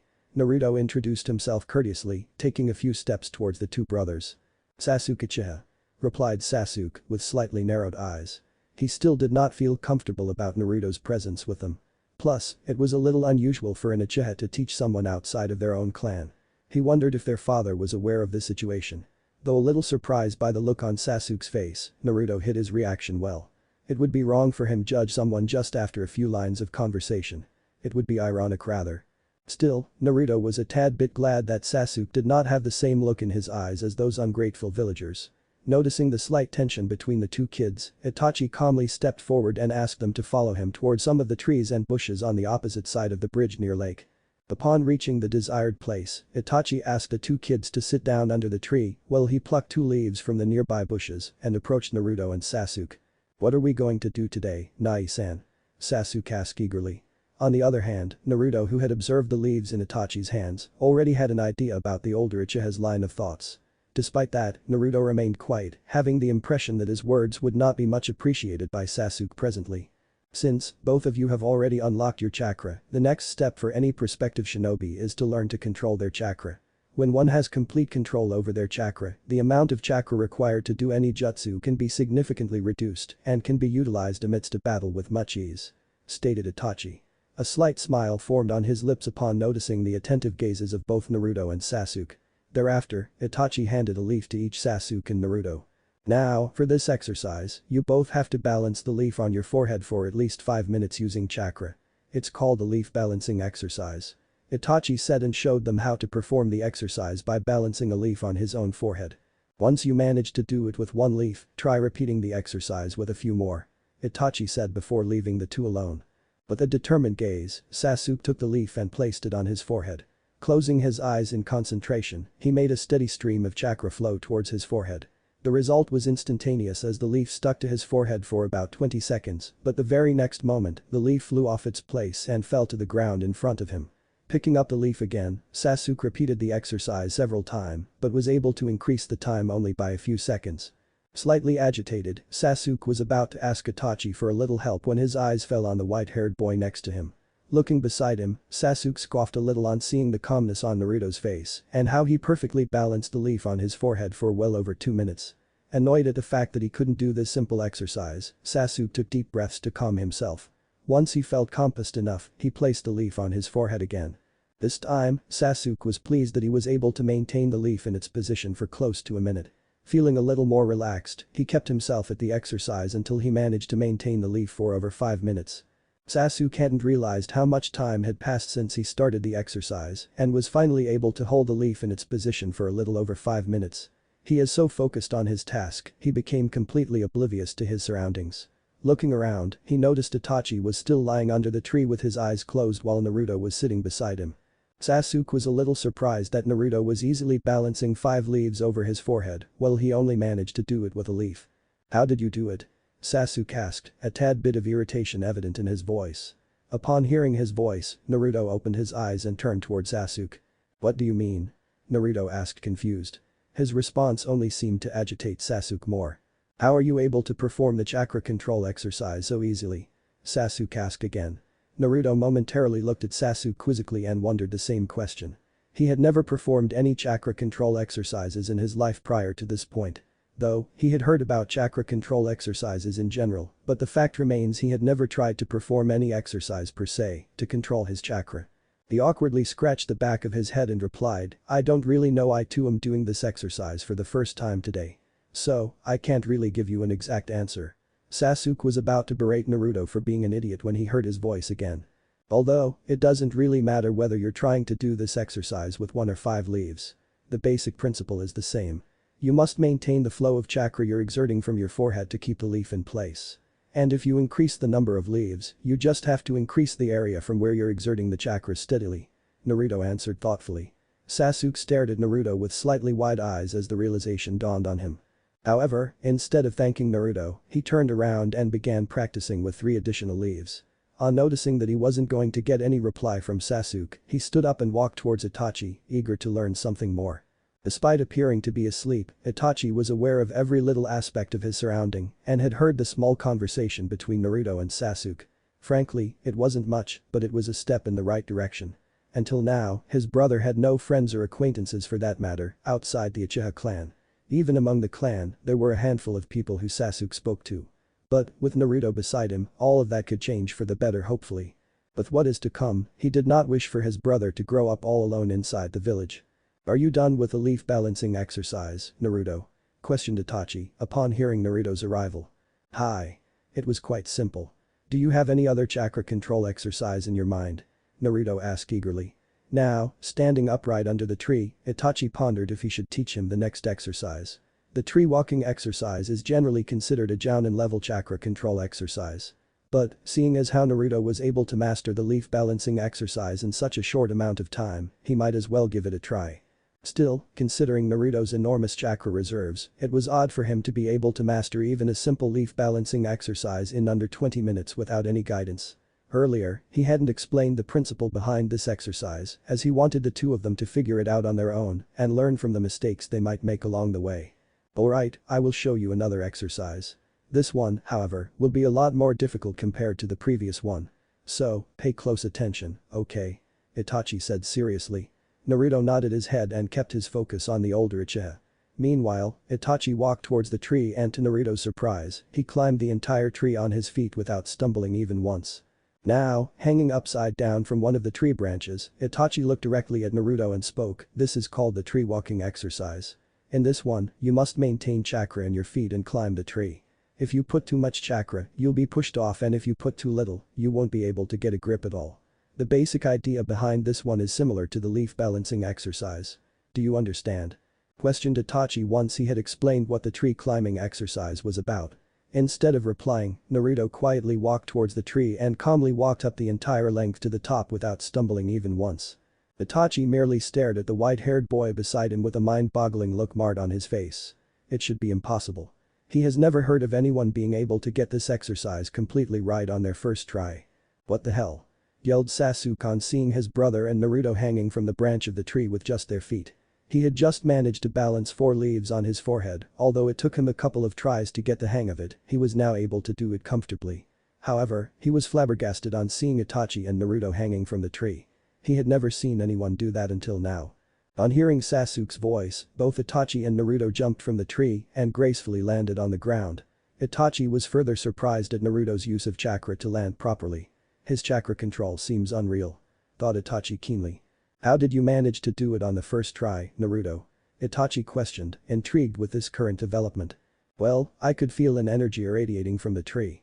And when you said that the general idea behind this exercise is pretty much the same as the previous one, I thought if I could make my chakra flow in the same steady manner compared to the one I feel from the tree, I should be able to climb up easily," Naruto replied after a few seconds of pondering. Itachi nodded his head as he understood Naruto's point of view. He was aware of the Uzumaki sensing ability and thus made sense for him to utilize those sensory skills in such a manner. Still, it was truly ingenious. "I also want to learn to do that," Sasuke demanded, folding his arms over his chest. He believed if Naruto was able to do it, even he could. "Patience, Sasuke. There is no need to rush. A shinobi's ability to remain calm is among the most important attributes. You'll get your turn today. So, there's no need to worry," Itachi replied with a small smile. However, before Itachi could comment on anything further, he saw another person approach from his peripheral. He sighed, knowing he would have to leave now. Naruto too sensed the presence of another person coming towards them and turned his attention to his left. The first thing he noticed was the silky long brown hair with bangs framing the side of the face and the onyx-colored eyes. The tiny mole under the right eye, clearly visible to him even from a distance. He felt a strange sensation within him as he felt her chakra. There were no words that he could utter to describe it. Itachi-kun, Sasuke-kun. Izumi waved cheerily to the two brothers as she walked towards them. On going closer, she noticed the presence of another boy, about the same age as Sasuke. Her eyes widened a little as she realized who the boy was. Naruto quietly stood a little at the back, guessing she must have come here to meet Itachi. "What brings you here, Izumi?" Itachi asked redundantly. Of course, he knew the reason. He had known Izumi for a long time and he dared say she was a good friend. He did not desire to hurt her feelings by acting differently before her and thus played along with her in most of their conversations nowadays. "Yugaku-sama has summoned you for a meeting. He says it's urgent," Izumi replied. Yet again, she glanced towards the Uzumaki and observed him carefully. She had heard the rumors in the village and was aware of his status as the Jinchuriki of the Kyuubi. It saddened her to know the burden he had to carry all alone and getting hated by the very people he's protecting. "Would you mind looking after Sasuke and Naruto while I'm gone? I was helping the two in some chakra control exercise," Itachi requested. "You're teaching them chakra control exercises now? Don't you think it's too early? They haven't even started the academy," Izumi said thoughtfully. Choosing not to reply, Itachi disappeared from his place to meet up with his father. Izumi sighed, having expected this sort of reaction from Itachi. She had noticed the slight changes in his behavior, but she was not going to question him about it unless he decided to say anything first. After Itachi's departure, an awkward silence had settled in the area as none of them knew what to do. Deciding to take the first step, Izumi spoke first. "So, what all chakra control exercises has Itachi taught the two of you by now?" She had an idea as to what Sasuke already knew, but in Naruto's case, she was a blank. "Can you teach me the tree walking exercise?" Sasuke asked again, although a tad more politely this time. "It may turn out to be a little too advanced for you, don't you think, Sasuke-kun?" Izumi asked. Sasuke just huffed in response, making Izumi giggle lightly. Nevertheless, she decided to show it to him anyway. Sasuke had always been a quick learner in her book. Naruto quietly followed the two and sat a few feet away from the tree where Izumi was explaining the basics of tree walking exercise to Sasuke. Well over an hour had passed by now and he noticed that Sasuke had only managed to climb a max height of 5 feet on the tree before he lost his footing. In the meantime, Naruto had decided to sit calmly and meditate. While he could have just left along with Itachi, he believed it would have appeared uncivil to Sasuke, who was willing to train with him. He may not be friends with him right now, but he did hope to be someday. Moreover, Sasuke was the first kid in his age group to speak to him without giving him any vile looks. "Hi, I'm Izumi Uchiha." He heard Izumi's voice and promptly opened his eyes to face her. "Oh, I'm Naruto Uzumaki." Naruto stumbled in his words as he was a little surprised by her sudden approach. "You know, you're awfully quiet and calm for someone your age. It's a little strange." Izumi commented with a blank face. Naruto's face stiffened a little on hearing that. He wasn't a stranger to those kinds of words. "I've heard that before. Besides, I hardly know you. I had nothing to say to you," Naruto replied, his voice having the same blank tone as Izumi's. He quirked his eyebrow on hearing the girl chuckle and wondered if he had said something wrong. "You need to ease a bit, Naruto. I was just messing with you. It's okay to be different." This time Naruto was a little surprised to see the big smile on her face. He felt a little flustered on being played like that. This was the first time someone other than the Sandaime had genuinely smiled at him. And it made his heart feel a little happy. "Thank you," Naruto stated, but to her it seemed more like a question. She realized he must have not experienced much of a normal childhood to be like this. There wasn't anything particularly wrong with Naruto in her mind, but that spark of innocence which children normally have on their face was nowhere evident on the white-haired Uzumaki. "Do you generally meditate then?" "It's a good habit. I never could sit still for too long," Izumi commented, remembering the time when her mother had helped her in unlocking her chakra. The memories of her parents brought a bitter pain in her heart, but she always managed to conceal it behind her cheery attitude. She believed her pain was a burden which she had to carry alone. "Hi. Sandaime Jiji gives me lots of books to read frequently and most of books stated that meditation helps in having a clear mind and helps in maintaining a smooth flow of chakra inside your body. And it just makes me feel calm, I guess," Naruto replied. He didn't know what compelled him to tell her all this, but her presence alone was very soothing. The Sandaime's chakra gave him a feeling of assurance, Itachi's chakra made him feel needed, as if he had a purpose, but her chakra was plain comforting and soothing. It was truly beautiful. He could feel that she had a good heart and was not trying to deceive him, and that alone made him want to keep talking to her. As the two kept talking amongst themselves, they completely lost track of time or the fact that the sun was about to set now. The weather had become a little chilly in contrast to the warm afternoon. Sasuke was now sitting on the ground, slightly huffing due to the strain he was feeling on his body as well as chakra. He had been practicing the tree climbing exercise for about 2 hours now, and he had only managed to climb up to 12 feet. He wanted to get up and climb the entire 18 feet, but his body wouldn't budge. He was tired, sweating and could feel his chakra reserves almost depleted. He was amazed that Naruto was able to perform this exercise effortlessly. At the same time, he cursed his own weakness. At this point he was certain Naruto was leagues ahead of him when it came to chakra control. He moved his gaze towards the Uzumaki and saw that he was still conversing with Izumi. A quizzical look formed on his face as he wondered what they could be talking about, that too for so long. Anyhow, he pulled himself up and stood up a little shakily and walked towards the two. "Izumi, I'll be going home now. I'm done for today," Sasuke said tiredly. Naruto and Izumi suddenly looked at themselves and laughed sheepishly as unknowingly both had the same thought in their mind. "Damn, I almost forgot about the time." As the two of them got up from the ground and dusted themselves off for any dust, Naruto noticed that Sasuke was barely to stand on his own 2 feet. He briskly walked towards Sasuke and immediately placed the palm of his hand on his forehead. Sasuke promptly backed off upon seeing Naruto's actions and looked at the Uzumaki weirdly. "What are you doing, Naruto?" Sasuke demanded. Soon as he asked a question, he realized that he wasn't feeling tired anymore and that his chakra reserves felt back to normal. Moving his arms around a bit, he was amazed that all his sore limbs felt rejuvenated. "Amazing," whispered Izumi, who observed the entire event. She knew what Naruto had done and it was a deed not even some of the jounins could perform easily.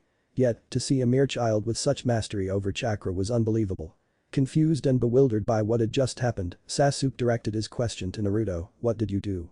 "I just transferred some of my chakra to you. You look tired and I assumed you must have exhausted your chakra doing the chakra control exercise for so long." While Sasuke had just accepted the answer without any further questions, he was unaware of the skill it takes to transmute your own chakra to someone else. Bidding goodbye to both Naruto and Izumi, Sasuke walked out of the training ground and towards his home to rest for remainder of the day. "Do you know your way out of the Uchiha compound?" Izumi asked as she was walking beside Naruto. "No, Itachi brought me here using the Shunshin no Jutsu. I really want to learn it too. It looks very cool," Naruto chimed. Izumi laughed heartily on hearing that. This entire evening, she had come to learn a lot about the white-haired Uzumaki and understood that he rarely ever acted his own age. And now that she saw a glimpse of his childishness, it looked beautiful to her. After the loss of her parents 7 years ago, she was devastated and heartbroken. Yet, unlike her fellow clansmen, she wished to help people come out of their grievances and put a smile on their face. And to her, the greatest victim of the Kyuubi attack was the young Uzumaki walking beside her. So, it made her feel elated that she was able to put his mind at ease. "I'll walk you home tonight. So, you'll know the way from your apartment to the training ground. Sound good to you?" Izumi asked kindly and smiled when she got a nod in return from him. Few months later. A little over 2 months had passed since Naruto had started training with Itachi and Sasuke and he couldn't have been happier. He now felt a lot more comfortable around the two and Sasuke too had opened a little to him. He'd say he was rather good friends with Sasuke.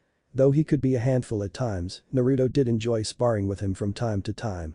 Among the many shinobi skills that he learned over the course of 2 months, Naruto had come to realize that his mastery of chakra was flawless.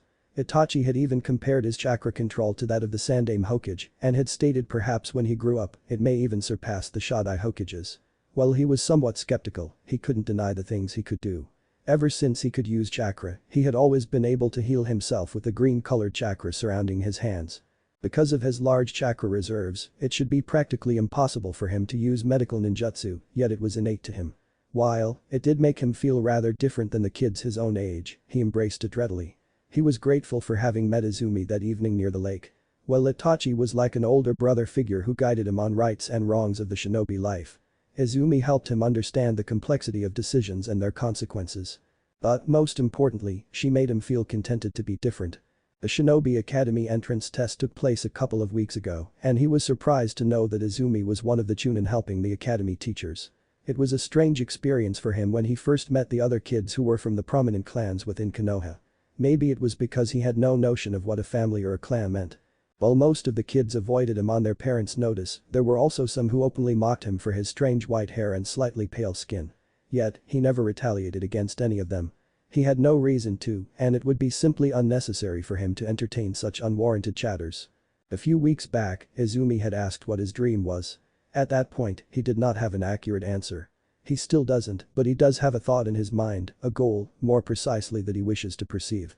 He longed to be acknowledged by the people of this village, to be accepted as one of their own. He could feel the grievances and sadness that clouded the villagers' hearts, but more so, he could also sense the good in them. He wished to protect this place which he calls home and give the people a reason to believe in him. Yep, I think that's what I want my dream to be, Naruto thought surely as he aimlessly walked in the outskirts of the inner forest surrounding the village. Itachi was currently outside the village for mission, and Izumi had to stay late in the academy for extra work, while Sasuke just wanted to stay home. Since he had nothing to do, Naruto had decided to walk around the village to pass his time. And with the onset of winter, he adored the weather outside. It was his favorite season of the year after all. However, he suddenly halted his steps when he felt her chakra begin to fade. He immediately turned around and rushed in her direction. No, no, no, this can't be happening, thought Naruto as he pushed more chakra into his legs to rush faster. Chapter 5. The Falling Snow. About 40 minutes earlier. Izumi had just about wrapped up her work in the academy after hours of long work today. A new batch would be joining in a little over a month and she was glad that Iruka had asked for his assistance. She was a little more enthusiastic than normal cause of the fact that Sasuke and Naruto would be there. Apart from that, this would be the first time in the Konoha Academy's history that clan heirs from all the major clans of Konoha would be in the same class. It seemed like a lot of pressure, but she was certain she would be able to handle the pressure. Iruka-san, I'll be leaving for tonight. The report for the Hokage-sama is kept on my table. Izumi reported. Iruka returned the gesture with a tired smile. Thanks, Izumi-san. Once the new session starts, the workload will be tremendous. And your help right now really takes off some pressure from me. Iruka replied genuinely. It's no problem. I'm glad to help. Izumi replied earnestly and made her way out of the room soon. Upon exiting the academy, she felt a tiny shiver in her body as the wind brushed up against her skin.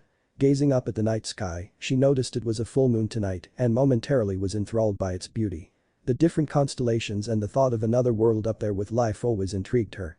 After leaving the academy she made a right turn and walked towards the Uchiha compound.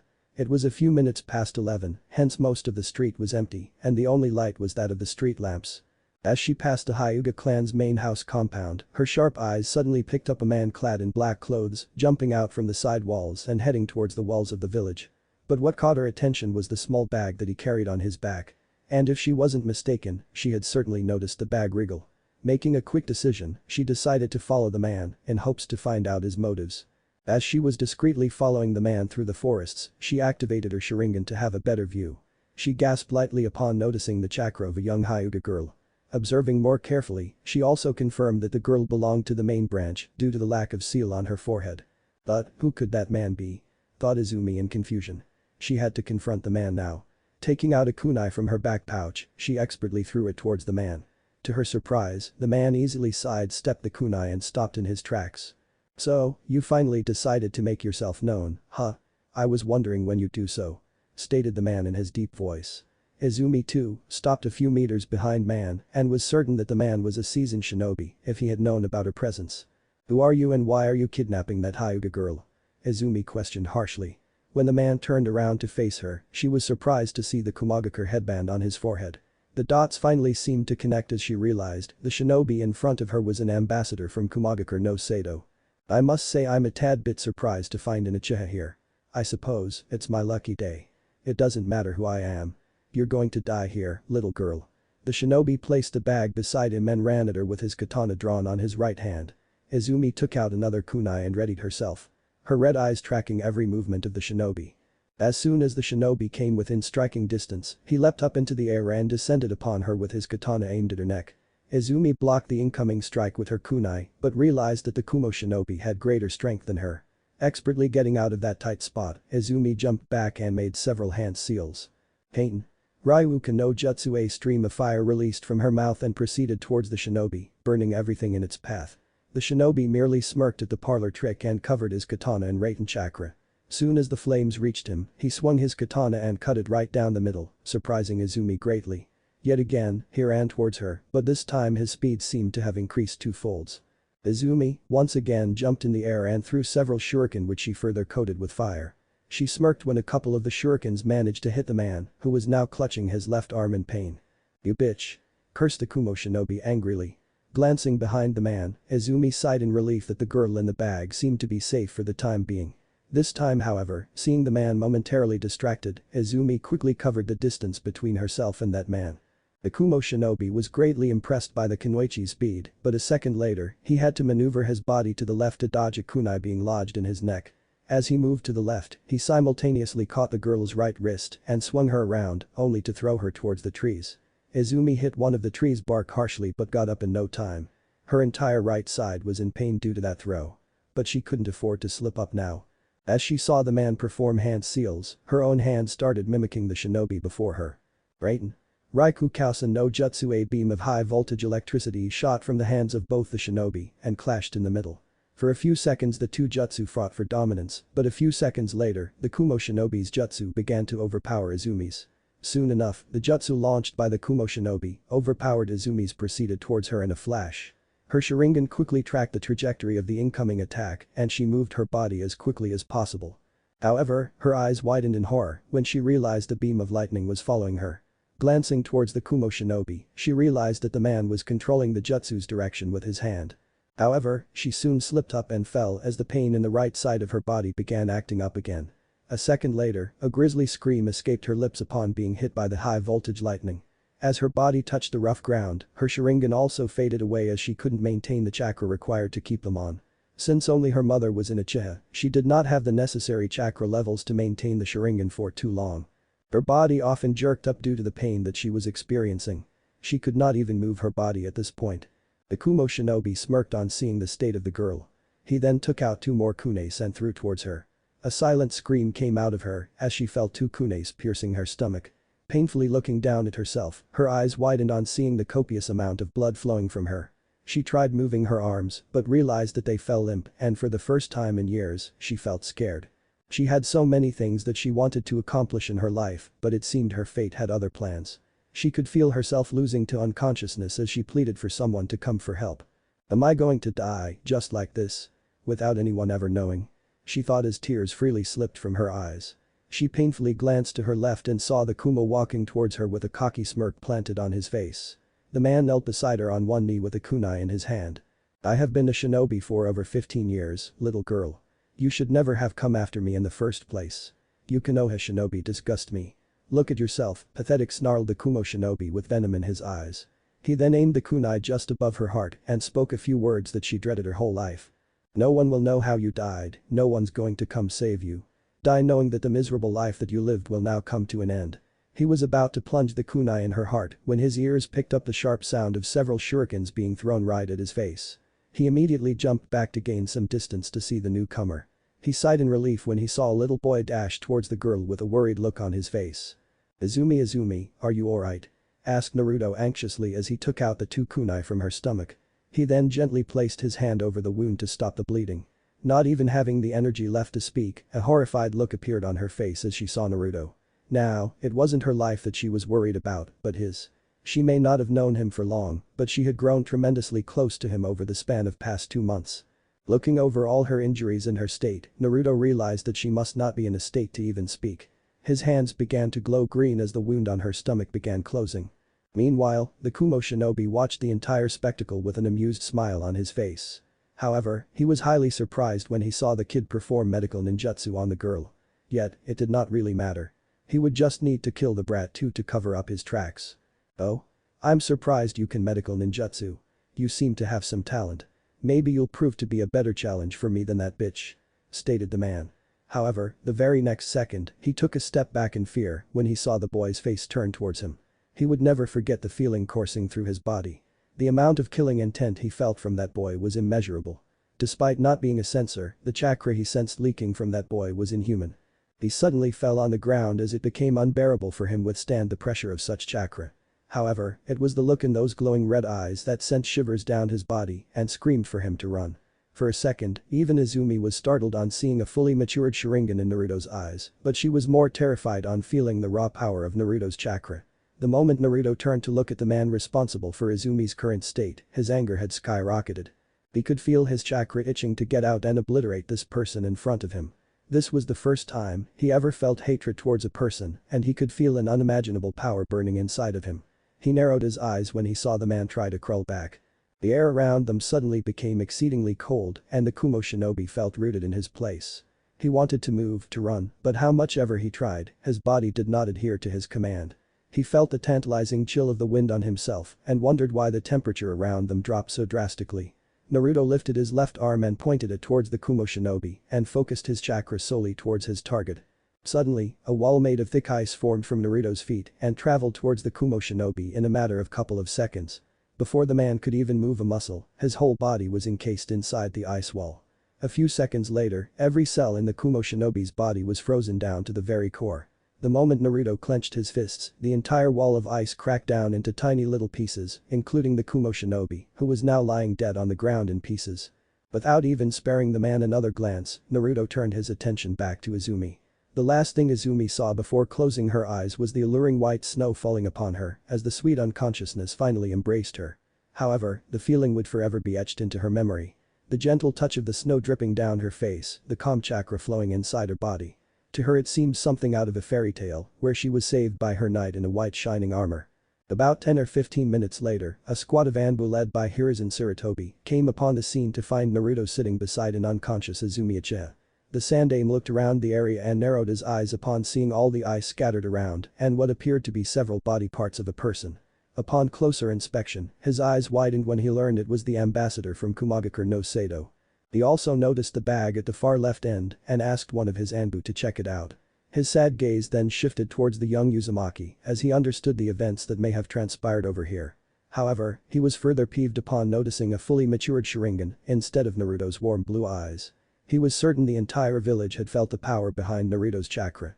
Even he was slightly unnerved by the killing intent he had felt a while back. Hokage-sama, it's Hinata Hyuga who was reported kidnapped by Hiyashisa-sama, reported the Anbu. Sarutobi sighed in relief upon hearing that bit of news. However, he knew there would be huge storm brewing once the council would learn of this development. Naruto, called out Hiruzen. But he got no reply from the boy. Yet again, he called out the boy's name, but all he got in reply was dead silence.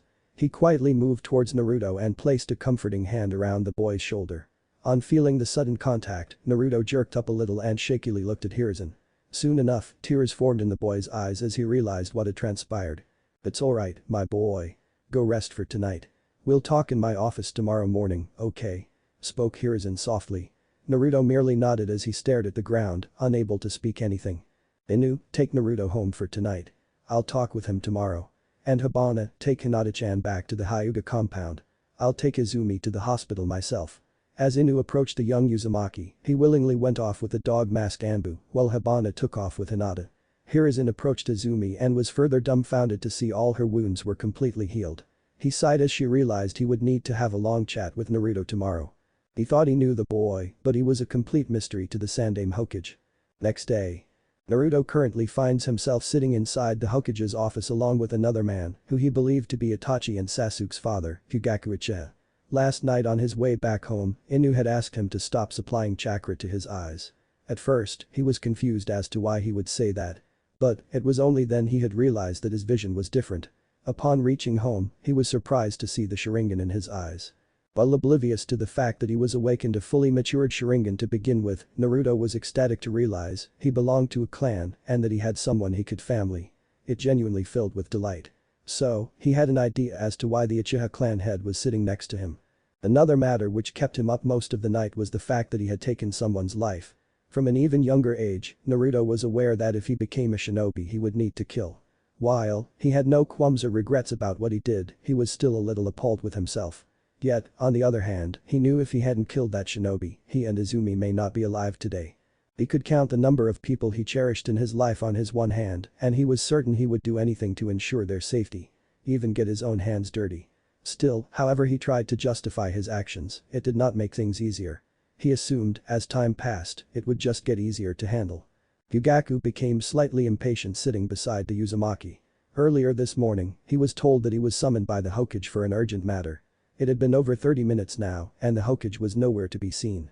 However, he was also curious as to why he was summoned and about Naruto's presence beside him. He certainly did not hate the boy for being a Jinchuriki. He was just indifferent towards the boy. As 10 more minutes passed by, the doors to the office opened and Hiruzen walked in, followed by Izumi and Inu. Hokage-sama. Yugaku stood up and gave a curt nod on seeing the Sandaime. While Izumi walked and stood beside Naruto, Inu took his place beside the Hokage. A small smile appeared on the white-haired Uzumaki on seeing Izumi in good health.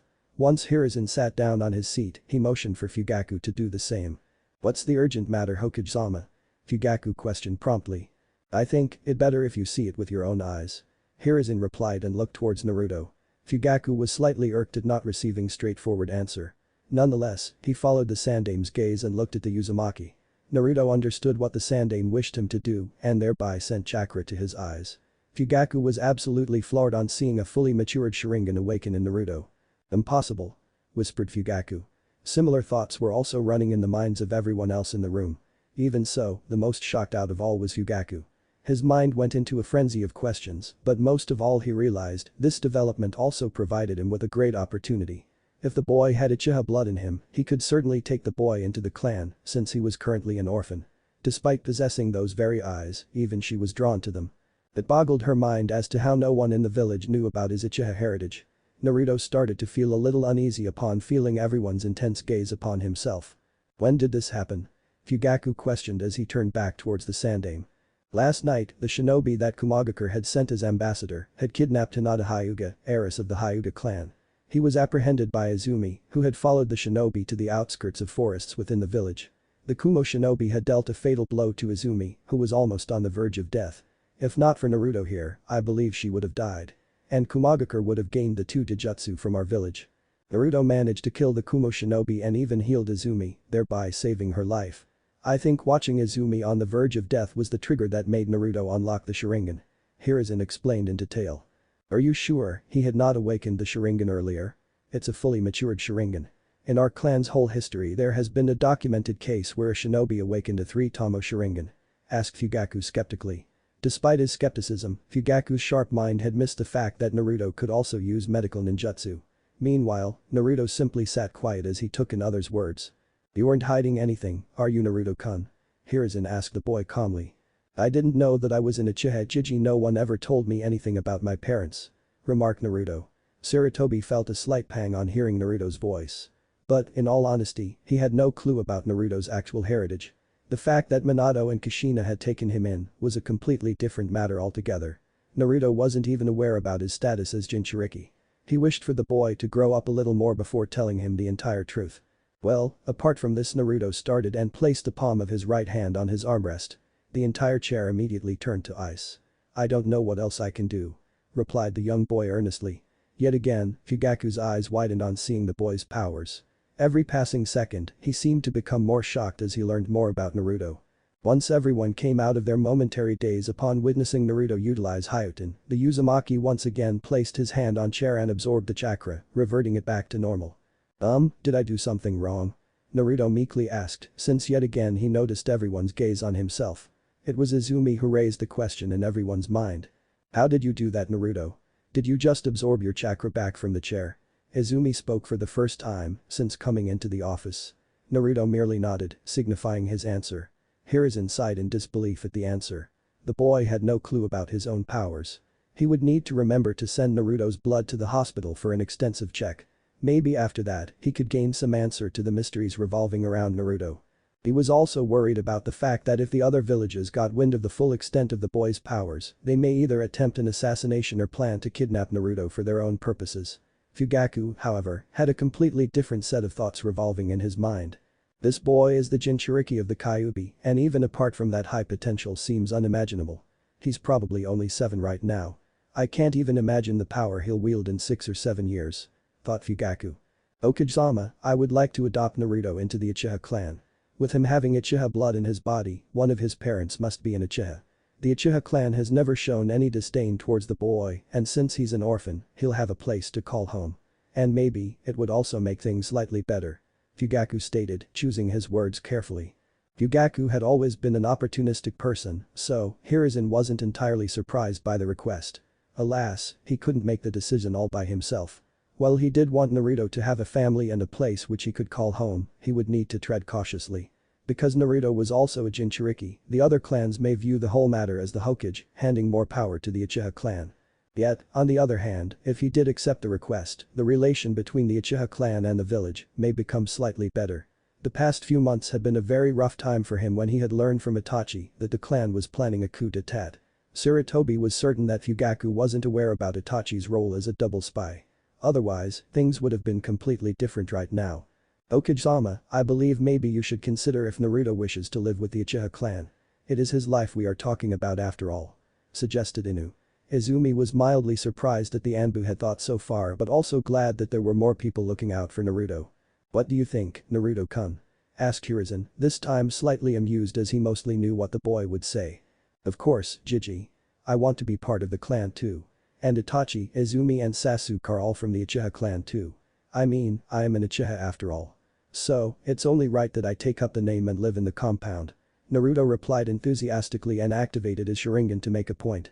Hiruzen and Izumi chuckled on seeing the smile on Naruto's face. They both knew how precious it was. While Inu did not show any outward emotion, he was glad. With him having Sharingan as well, maybe he could teach his sensei's kids sometime in the future. That's good to know, Naruto-kun. I will have the paperwork started today to change your last name. But, for the time being, you'll have to stay in your own apartment. Once I have settled the matter with the entire council and a consensus has been reached, I will let you know then. Is that alright with you? Hiruzen asked. That's okay, Sandame Jiji. I can wait for a while longer. I'm just happy to know that I belong somewhere now, replied Naruto, with a hint of little sadness in his voice. Izumi placed her hand on his shoulder to let him know she would be there to support him all the way. Naruto gave a small smile in return as he understood the unsaid message. A few minutes later, Fugaku and Izumi left the room as the discussion came to an end. On the way out, Fugaku called out to Izumi. How close are you to that boy, Izumi? He's a good kid, Fugaku-sama.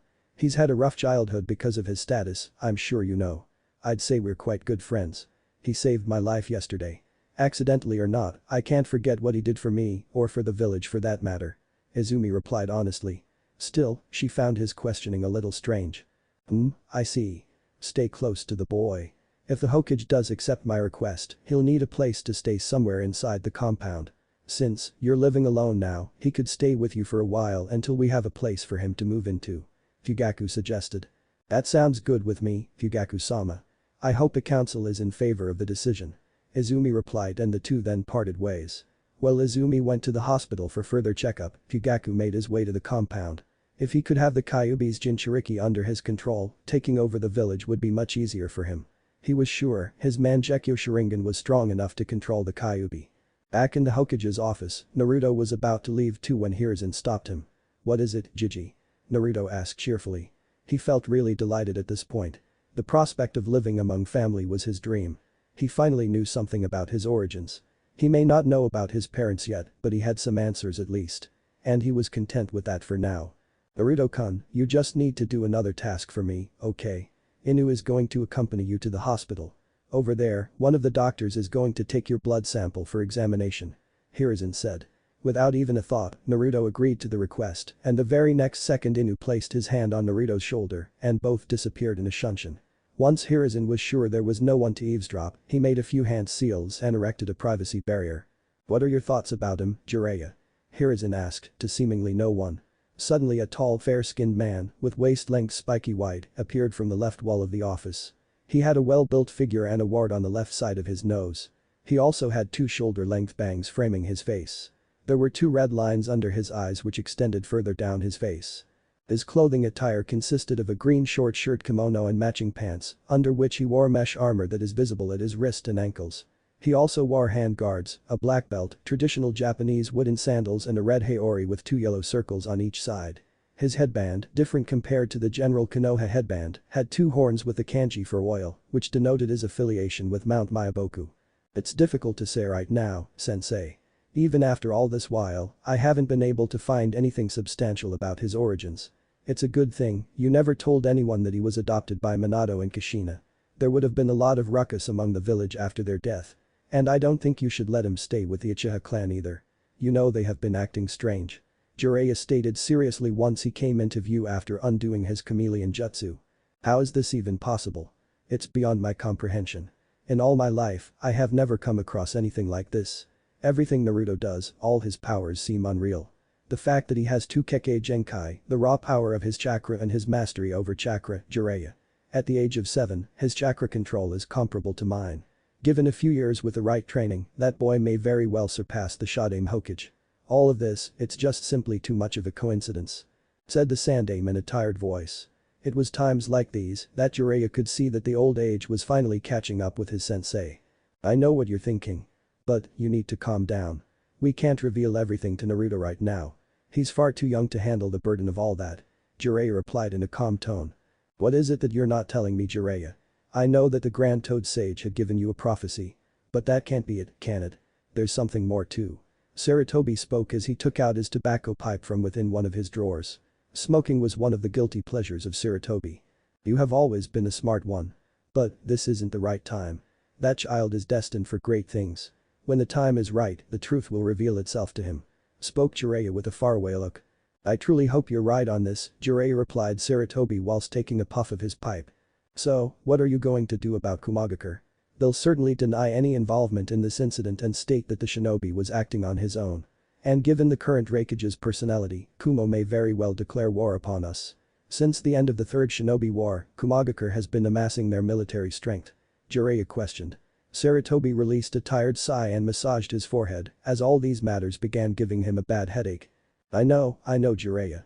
I will be negotiating with the Raikage, but if nothing works, I may have to give in to their demands. We may be regarded as the strongest of all the great villages, but our military strength hasn't fully recovered. I don't wish for war to break unnecessarily. Sarutobi replied. Tapping the ash out of the bowl, he placed the pipe back in his drawer, away from the prying eyes. Also, you should know this.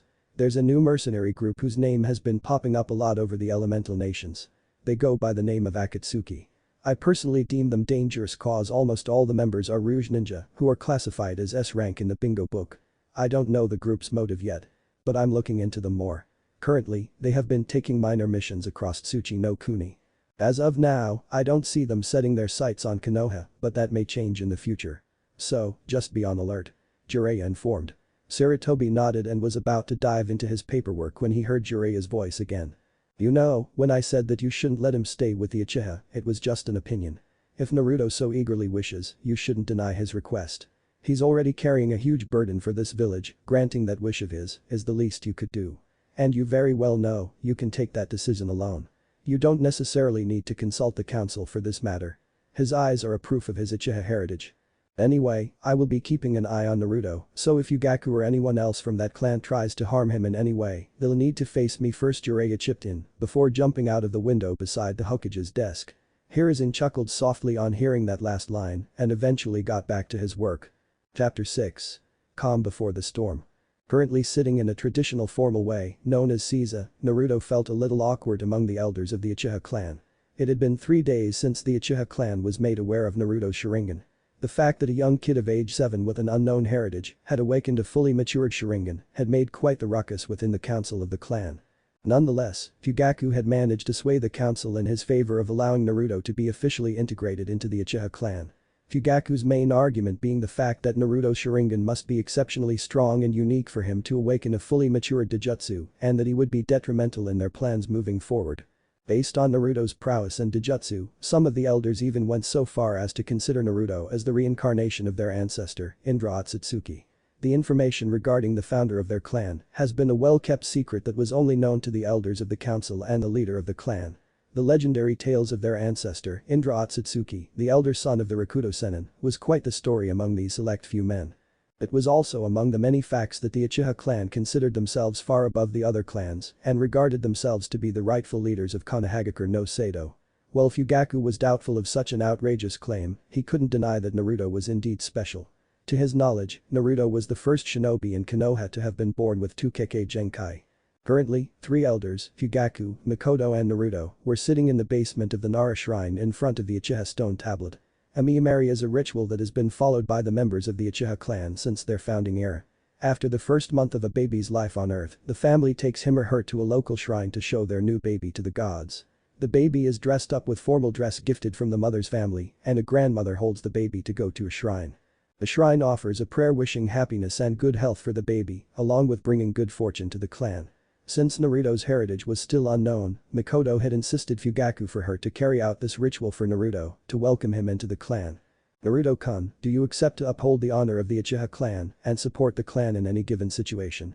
Asked one of the elders with grayish hair. Yes, I do. Responded Naruto with utmost seriousness. He was incredibly delighted that he finally had a place to call home and people to call his family. Ever since he could remember, he always felt an empty hole inside his heart, and how much ever he looked, nothing ever seemed to fit the puzzle. But now, sitting among these people, he felt content. No longer would he need to go to bed alone, and no longer would he need to walk into an empty house after a long day. But most of all, he would no longer need to walk the hollow halls of his mind due to loneliness. Do you swear to protect the clan at any costs necessary? As a shinobi of the Uchiha clan, are you prepared to even give your life if the situation asks for it? The elder asked again. Mikoto turned a little uncomfortable at that question, but Naruto just chalked it up to motherly instincts. The past few days he had gotten to know the Uchiha matriarch quite well, and it amazed him how kind and loving the lady was. Having never known the love of a mother, this feeling was quite strange to him, but he wanted to embrace it with all his heart. I may not know what difficulties that lay ahead of me, but I have come to learn that a shinobi's life is one filled with struggles. Sandaime Hokage always told me that he considers the village as his own family and would gladly give his life if it meant protecting it. The Shadaime, Nidaime and the Yondaime all gave their life to protect the future of the village. But I also believe that people would never see each other as equals unless they have all known the same pain, and the same ideology extends to the various clans within Konoha. Even though Madara Uchiha was considered a criminal by most of the village, it's also possible that he was misunderstood by many. Based on the stories I had heard from the Sandaime, I believe he only thought about the welfare of his family and clan. I, Naruto Uchiha, swear to uphold the honor of the Uchiha clan, and as a shinobi would even give my life to protect what I hold close. Naruto recited with passion and awakened his Sharingan in an effort to prove his point. Everyone in the hall became silent on hearing such wise words from a child. One look at those red eyes, and everyone could see the sincerity behind Naruto's words. Mikoto wiped a single tear from her eye and gently patted the young kid beside her. She had always felt empathetic for the white-haired child. A lone child bearing the burden of being a Jinchuriki while also being hated by a majority of the villagers was certainly not a childhood she would wish upon anyone. Despite all the hardships he had faced, Mikoto was genuinely surprised at Naruto's kindness and maturity. However, at the same time, it also saddened her about what was to come. She may not completely agree with the clan's decision on a moral ground, but she had taken an oath to abide by the Uchiha clan. And it was one which she intended to see through until the end, no matter the consequences. That's very mature of you to say, Naruto-kun. Mikoto said with a genuine smile. Fugaku coughed lightly to bring everyone back to the matter at hand. From today onwards, we welcome you as a member of the Uchiha clan then. I really do hope that you bring a lot of good fortune to our people, Naruto. Fugaku stated with a somewhat stern look. Then again, he rarely ever smiled. Once the ritual was over, one of the elders handed Naruto a full-sleeve, high-collared dark blue shirt with the Uchiha clan's crest at the back. As soon as Naruto was handed the shirt, he immediately took off his kimono-styled shirt and replaced it with the one he got now. A wide smile spread over his face as he looked at himself. Once Itachi returns from his mission, your training will commence. Fugaku said as Naruto was about to leave with Mikoto. Sure thing, Fugaku-sama. You won't be disappointed. Naruto replied. Soon enough, Mikoto and Naruto left the hall, leaving Fugaku and the three elders all alone. The moment those four were alone, the atmosphere suddenly became serious as a slight scowl formed on one of the elders' face. Was all of this really necessary, Fugaku? Are you sure the boy would agree to the plans that we have? Asked another old man, who had a cane to support his back problems. You need not worry about such a trivial matter. Even if he does not comply willingly, I still have my ways. He is after all a Jinchuriki and is susceptible to the Jinjutsu of the Mangekyo Sharingan. Fugaku answered. His usual Sharingan suddenly morphed, taking the form of 3 dots, followed by 3 curves spiraling counterclockwise around the pupil. The 3 elders gasped on seeing those eyes. There were only a handful of people in the history of their clan who had ever managed to awaken the Mangekyo Sharingan. When did you? Asked an elderly woman. One could easily discern the slight fear etched in her shaky voice. It was believed within the clan that the Mangekyo Sharingan held an endless amount of dark power etched in those eyes. As I said, it does not matter. I'm certain my eyes are strong enough to cast a Jinjutsu over the Kyuubi. Anyway, given Shisui's recent disappearance, we will need to expedite our plans for the coup. I can't be certain if the Hokage has gotten wind of our plans, but we'll have to make a move in the next 2 weeks. Fugaku replied. The very next moment he blinked, his eyes were soon back to its normal onyx-colored. People are talking, Fugaku. There's a small faction in the police force who seem to believe that Itachi is behind Shisui's disappearance. To be more accurate, they believe that Itachi killed Shisui in cold blood. We know that he's your son, but his movements have been quite sketchy the past few months. Stated one of the elders with narrowed eyes. The air around the four further tensed up as a frown appeared on Fugaku's face. What are you trying to insinuate? Fugaku questioned indignantly. He certainly did not like where the elder's line of thoughts were heading. Nothing, really. Itachi is among the strongest shinobi in our clan. And it is pertinent that he remains on our side. Make sure that Itachi isn't having any strange thoughts about our plans, the elder replied cryptically. Each passing second seemed like an eternity to everyone as Fugaku stared into the elder's eyes without saying a single word. Everything will go as planned. You need not worry about anything. Fugaku replied after a minute. Later with Naruto. Compared to the other houses in the compound, Izumi's house was relatively small, despite having 3 bedrooms, a living room, 2 bathrooms and a kitchen. It was a little further away from the clan head's house, which was located near to the Uchiha police force building and closer to the small lake within the compound. It had taken a little over 20 minutes for Naruto to move all of his belongings to Izumi's house, since he did not have much to begin with in his old apartment. The news of Naruto's involvement with the Kumo ambassador had been kept under wraps and only the top brass within the village had any knowledge about this matter, which involved Hiruzen, his personal Anbu group, Danzo, Kaharu, Hamura and Fugaku. Even the Hyuga clan was not given any details as to how their heiress was recovered. Since Itachi was still out on his mission, he wasn't aware of this development and his brief talk with Sasuke since he awakened the Sharingan was indeed a tad bit uncomfortable. It was an hour past midnight right now and Naruto currently lay on the rooftop. His whole life had taken a huge turn in the past few days and even though he was glad, it was frankly quite a lot to deal with. Even though he still had no clue about his parents, he had a place which he could call a home. A place he now wanted to protect. Gazing up at the night sky brought a sense of serenity to him and calmed him immensely. But out of all the celestial bodies in the sky, he always felt himself drawn towards the moon. He could never really understand why. It was as if someone was calling out to him and he unconsciously raised his right arm and made a gesture to grasp the moon within his palm. Alas, nothing really happened. He sighed as he thought what the future might entail for him with all of these sudden changes. How would the village react to the fact that he was a member of one of the founding clans of Konoha? Naruto, what are you doing up at this time? Startled on hearing her voice, Naruto immediately turned around to look towards Izumi. Oh, nothing really. I just couldn't sleep, I figured I might come out here and lay down.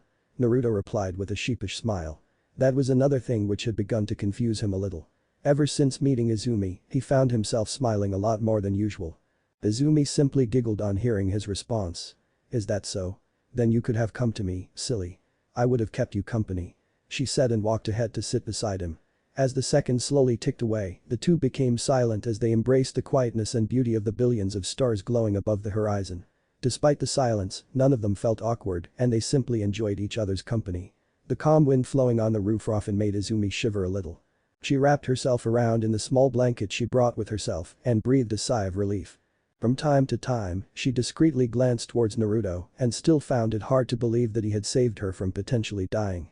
She hadn't forgotten the enchanting feeling that coursed through her body upon seeing the falling snow upon her. It was truly beautiful according to her. She suddenly realized that she never got to thank him properly. Naruto? Izumi called, meekly. Yeah? What is it? He replied and turned to face towards her. For a moment, Izumi was enthralled by those sky blue eyes.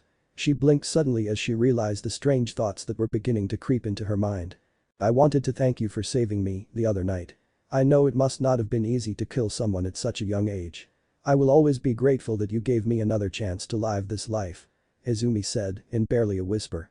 Yet Naruto had heard each word clearly and couldn't help but bring out a small smile in response.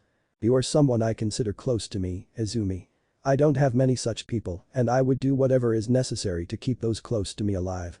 Plus, I'm sure you would have done the same thing if I was ever in such a situation. Naruto replied. Izumi could tell that he was being modest, but she did not wish to ruin the moment they were having by saying something unnecessary. She merely moved close to him and wrapped her blanket around him as the two yet again enjoyed each other's quiet company. 3 days later. Hiruzen was sitting in his office and going through his paperwork when suddenly the door to his office swung open abruptly. He promptly stood up with a raised eyebrow when he saw his chief medical ninja rush into the office and stop right before his desk. Hiruzen glanced above and silently asked his Anbu group to stand down, who were ready to take any necessary action at a moment's notice. Hiroshi? What's the meaning of this? Hiruzen questioned calmly as he got out of his chair and walked towards his shinobi. Hokage-sama, I have Naruto-kun's medical report in my hand. And you really need to see this information. I have never come across anything such as this. Hiroshi replied while taking deep breaths to calm himself. Intrigued by such a reaction, Hiruzen once again glanced up and released a short chakra burst, indicating his team to leave the office for a short while. Once the Anbu team was gone, Hiruzen closed the door to his office and performed a few hand seals to place a privacy seal around the room. "You may speak freely now, Urashi. Tell me everything that you have discovered," Hiruzen commanded seriously. "While conducting medical tests on Naruto-kun's blood, I discovered one of the strangest things. I don't really know how to say it to you. I know you're close to the boy, Hokage-sama." Now, Hiruzen was reputed as among the strongest Kage in history and always kept his calm despite the situation before him. But, looking at Urashi's uneasiness troubled him greatly. "Speak up, Urashi. What is it that you've discovered?" Hiruzen asked again, but his voice was a tad bit shaky. "Naruto's cells are comprised of genomes which are partially not human. What I mean is that he has human DNA within him, but most of his DNA is something that is not human, in other words, not of this world," Urashi revealed. Hiruzen unconsciously took a step back as he found himself floored by the information he learned. It couldn't be possible. His face lost all color as he realized why Naruto was so different than the other kids his age and why his power was so unreal. The normal human being's cells undergo a finite number of cell division in their life, but based on the mutated chromosomes found in Naruto's cells, I wouldn't be so sure about that. From what I understand, his chakra, which too is different than the ones I have studied in humans, has an unnaturally high amount of life force. Every time Naruto's cell divides, which should normally make him age, his chakra seems to reverse the process. Theoretically, he could live for eternity. I also compared Naruto's cells to some of Shodai Hokage's cells. And the life force and vitality in Hashirama-sama's cells is a mere fraction of that found in Naruto's. If I were to put a label on Naruto-kun's chakra, it would be something of primordial nature," Urashi explained in detail. Hiruzen listened to each word intently, unable to believe what he was hearing. He simply could not comprehend the fact that the child he had come to see as his own grandson was not human completely. "What do you mean his chakra is primordial in nature? And are you sure none of this is due to the fact that he's the Jinchuriki of the Kyuubi?" Hiruzen questioned suddenly. "No, Hokage-sama. I'm certain the Kyuubi has had no effect on Naruto-kun's chakra. I dare say, his chakra's potency is comparable to that of the Kyuubi. Although even I'm not really sure when I say Naruto's chakra is primordial in nature. Something like this has never been documented in Konoha's history. Although, if Tsunade-sama were to take a closer look at Naruto-kun's DNA, she might learn something that I missed," the medical chief stated. Hiruzen became quiet for a few seconds as his mind racked through the possible next steps. This was truly monumental. The fact that there were beings other than humans who could use chakra. The Hokage's eyes widened as he realized Naruto could be the answer to the mystery of chakra that had plagued the shinobi world since ancient times. "You are not to divulge this information to anyone else. Do you understand, Urashi? If another nation gets a whiff about this information, it could cause a catastrophe among the great nations," Hiruzen stated with utmost graveness. He sighed tiredly and walked back to his seat after taking the report from Urashi's hand. "You can trust me, Hokage-sama. My lips will be sealed. But I would still like to conduct further research on this. As a medical ninja, I can't stand back at such an opportunity. Of course, I would keep you posted on any new findings that I come across," Urashi suggested. This research would be a certain breakthrough in the medical field and he surely would love to be at the forefront of a discovery such as this. Hiruzen merely nodded and dismissed Urashi, who quickly left the room to go back to the hospital. "Minato, what kind of mess did you get me into?" Hiruzen thought. Even now, all of this information was simply too much to process. He needed to contact Jiraiya as soon as possible and discuss this matter with him. For some reason, he believed the Toads would certainly have some information regarding this matter. Undoing the privacy seal, Hiruzen released another chakra burst and soon enough a shinobi wearing a dog mask appeared before him. "Inu, find Jiraiya as soon as possible and tell him to come meet me at the earliest. Do tell him it's urgent and his research can wait," Hiruzen stated pressingly after he regained some composure. Inu bowed and immediately disappeared from view. Later that evening. "Are you sure that you can trust him, sensei?" Jiraiya asked while leaning on the wall beside the Hokage's desk. He had immediately come to meet Hiruzen when he was rudely interrupted during one of his inspiration sessions. And the information that he was told had equally shocked him. Yet at the same time, it had also confirmed one of the hypotheses that he came across several years ago. Naruto was found by Minato a little after the end of the Third Shinobi War. While Minato and Kushina had taken it upon themselves to take care of the child, Hiruzen had secretly asked Jiraiya to find out everything he could about the child's origins. To find an infant in the middle of the woods just after a war had raised quite a few eyebrows with Hiruzen and the elders. During his travels to different parts of the elemental nations, Jiraiya had come across a particular shrine near Hashigakure in the land of bears, where the elder priest's family claimed that their ancestors were close to the Rakuto Sennin. Of course, that claim had certainly piqued his interest, and Jiraiya had stayed an extra few weeks to learn more about it. Among the various tales that he learned during that time, the elder priest, Genryusai, had suggested that chakra may have come from another world and that it was intimately related to the Rakuto Sennin's family. He was also told about a tree known as the God Tree, which had fallen to Earth millennials ago. At that time, Jiraiya had simply brushed off most of the stories since there was no evidence to support such statements. But, as things stood now, he wasn't entirely sure if Genryusai's words could be considered a madman's rambling. I have read the report by Urashi several times just to be sure, and to my best knowledge, I can't find any discrepancies. However, this new information would also shed some light into why Naruto is different from his peers. I want you to deliver this report to Tsunade. Hiruzen started but stopped midway when Jiraiya abruptly spoke. You do know that she wouldn't step foot into the village, right? I have no clue as to where she is, and finding her alone may take a considerable amount of my time, Jiraiya expressed himself. I know, Jiraiya. I'm well aware. But do listen to my proposal. I'm not asking Tsunade to return to the village. I just want her to look over the report and give some insight into this matter. We could use her opinion on this matter. Hiruzen suggested. Jiraiya thought over the matter for a few seconds and decided to go with his sensei's suggestion. Moreover, he could also use this time to look into this matter further with the toads. He was certain the Grand Toad Sage knew much more than he let on.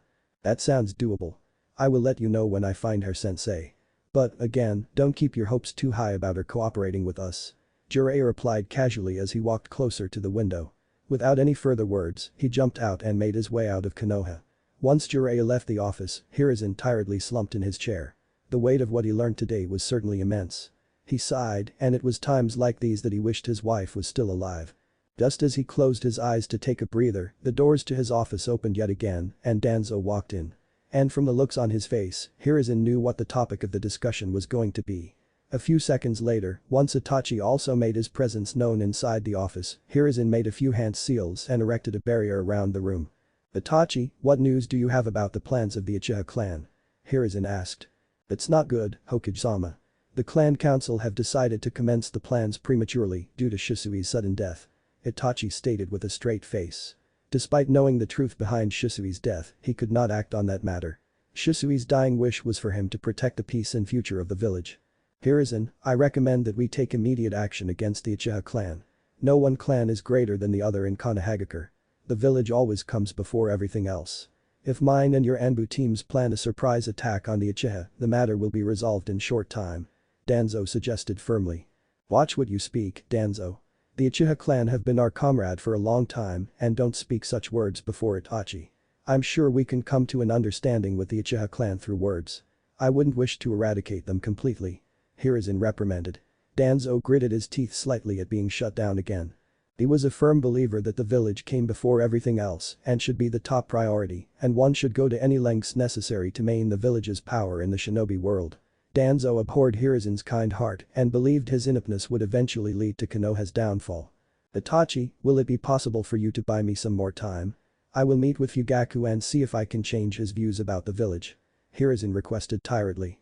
He was aware what Danzo suggested was right in a way, but it would also leave a deep scar in the village and may rile the other clans in Konoha if the truth of it ever came out. I can't say anything for certain, Hokage-sama. I will report to you tomorrow morning regarding the matter. Itachi replied flatly. Hiruzen nodded, and shortly after that Itachi disappeared from the office, leaving Danzo and Hiruzen alone. Danzo turned around to leave but stopped just when he placed his hand on the door handle and glanced towards his former teammate with his lone visible eye. You're making a mistake, Hiruzen. You didn't listen to me about the position of the Yondaime Hokage and you aren't listening to me now. You have become weak over the years and that weakness hinders you from seeing the cruel reality of the world we live in. Danzo stated harshly before leaving. Once again, Hiruzen sighed tiredly and his shoulder slumped into the seat as he gazed at the ceiling. About a week later. A little over a week had passed since Naruto had moved into the Uchiha compound and started living with Izumi.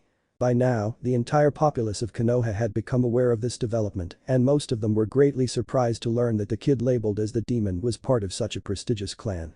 Despite the revelation, it did little to stop some of the people to still show their hatred openly. Inu was still tasked with the job to look out for Naruto from the shadows while he was alone in the village. Over the past few days, Naruto had become quite close to Sasuke, who had begun to spend a lot more time with him. Currently, the two kids were by the lake inside the Uchiha compound, where Sasuke was practicing the Kaiten Jutsu, which was considered as a rite of passage for any Uchiha aspiring to be a shinobi. "Ugh, I'm tired of doing this, I don't know what I'm doing wrong." Sasuke exasperated after slumping onto the ground. His lungs were hurting quite a bit and his lips had black and charred marking around them due to practicing the Kaiten Jutsu for the past couple of hours. "So, you accept that you lose the bet, huh?" Naruto stated with a smirk while standing beside him. Sasuke scoffed as he promptly stood up in his place, ready to go again. A few hours ago, when Naruto and Sasuke had come to the lake, they had placed a bet on who would be able to master the fireball technique first, and the winner of the bet will have to buy the other lunch. "Well, why don't you give it a try? You haven't tried performing the jutsu even once till now." Sasuke retorted, a bit heatedly.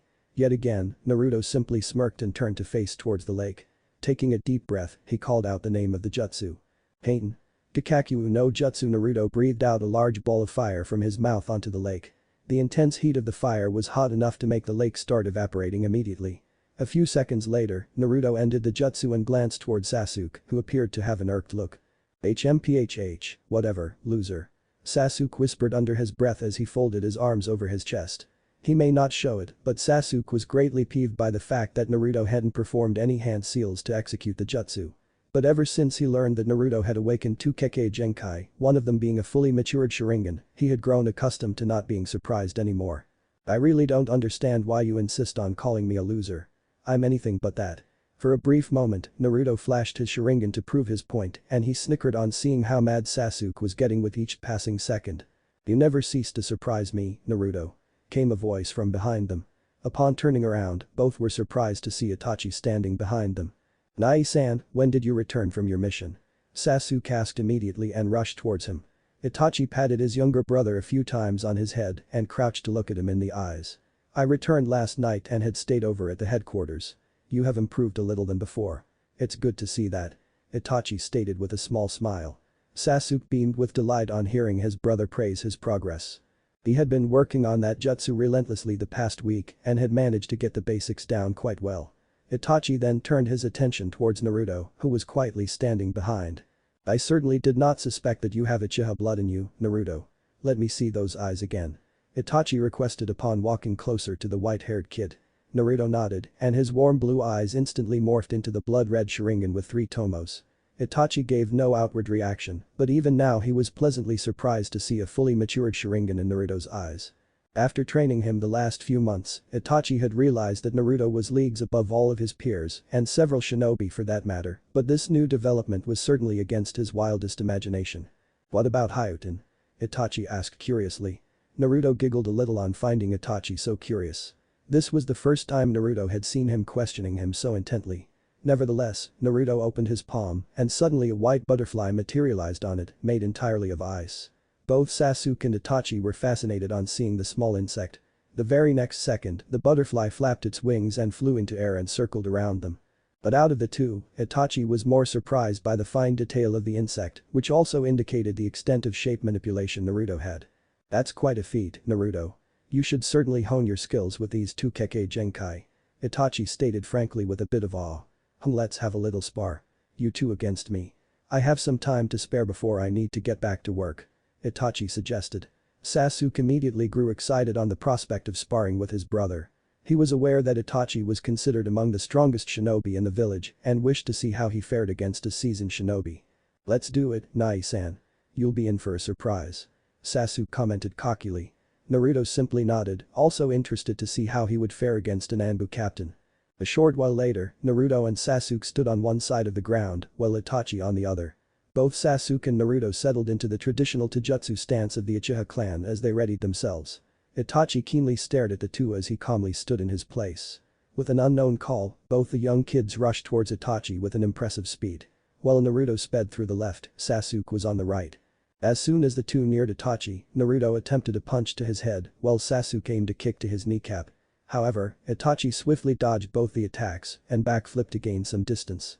The moment Itachi landed on the ground, he took out 4 kunes and quickly threw 2 of them towards Naruto and Sasuke, each. While Sasuke deflected the kunes aimed at him with his own, Naruto instantly formed a long rod made of ice and deflected the kunes aimed at him. However, the next moment when Naruto looked in front of him, he was surprised to have lost track of Itachi. Even Sasuke gripped his kunai tightly as he kept his senses on high alert. A few seconds later, Naruto immediately turned around as he felt someone's presence behind him. He was forced to put his arms up in defense to block the kick Itachi had aimed, but the force behind it made him stumble back a few feet. The next moment, Itachi jumped into the air to avoid the kunes thrown by Sasuke, but he soon disappeared into a cloud of smoke to his brother's surprise.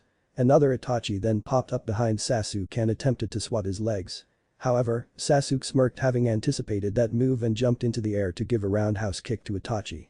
But he was irked when the Itachi before him yet again burst into smoke. Before he could react, the real one crept up beside Sasuke and gave a punch to his torso that made him fly back too and landed beside Naruto. "He sure hits hard," Sasuke complained as he nursed his ribs lightly. "Let's take this up a notch then. Get ready to use the Kaiten jutsu that you've been practicing. When I say, use it immediately, okay?" Naruto stated as he activated his Sharingan.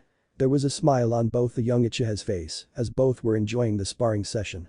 "Alright, I'll be ready," Sasuke replied as he calmed his breathing. Meanwhile, Itachi yet again observed the two kids from a distance and smirked a little when he saw the Sharingan appear in Naruto's eyes. "Let's see what he is capable of," he thought. The moment Naruto placed his left arm on the ground, a sheet of ice quickly began spreading towards Itachi. In a matter of few seconds, most of the ground in front of Sasuke and Naruto was turned to ice, which had prompted Itachi to jump into the air. Seeing that Itachi was mid-air, Naruto willed numerous pointed spikes to rise from the ice-covered ground and extend towards Itachi sharply. That maneuver forced Itachi to shunshin out of the area and reappear on top of a tree. Naruto's Sharingan had quickly followed Itachi's movements and knew exactly where he was going to appear next.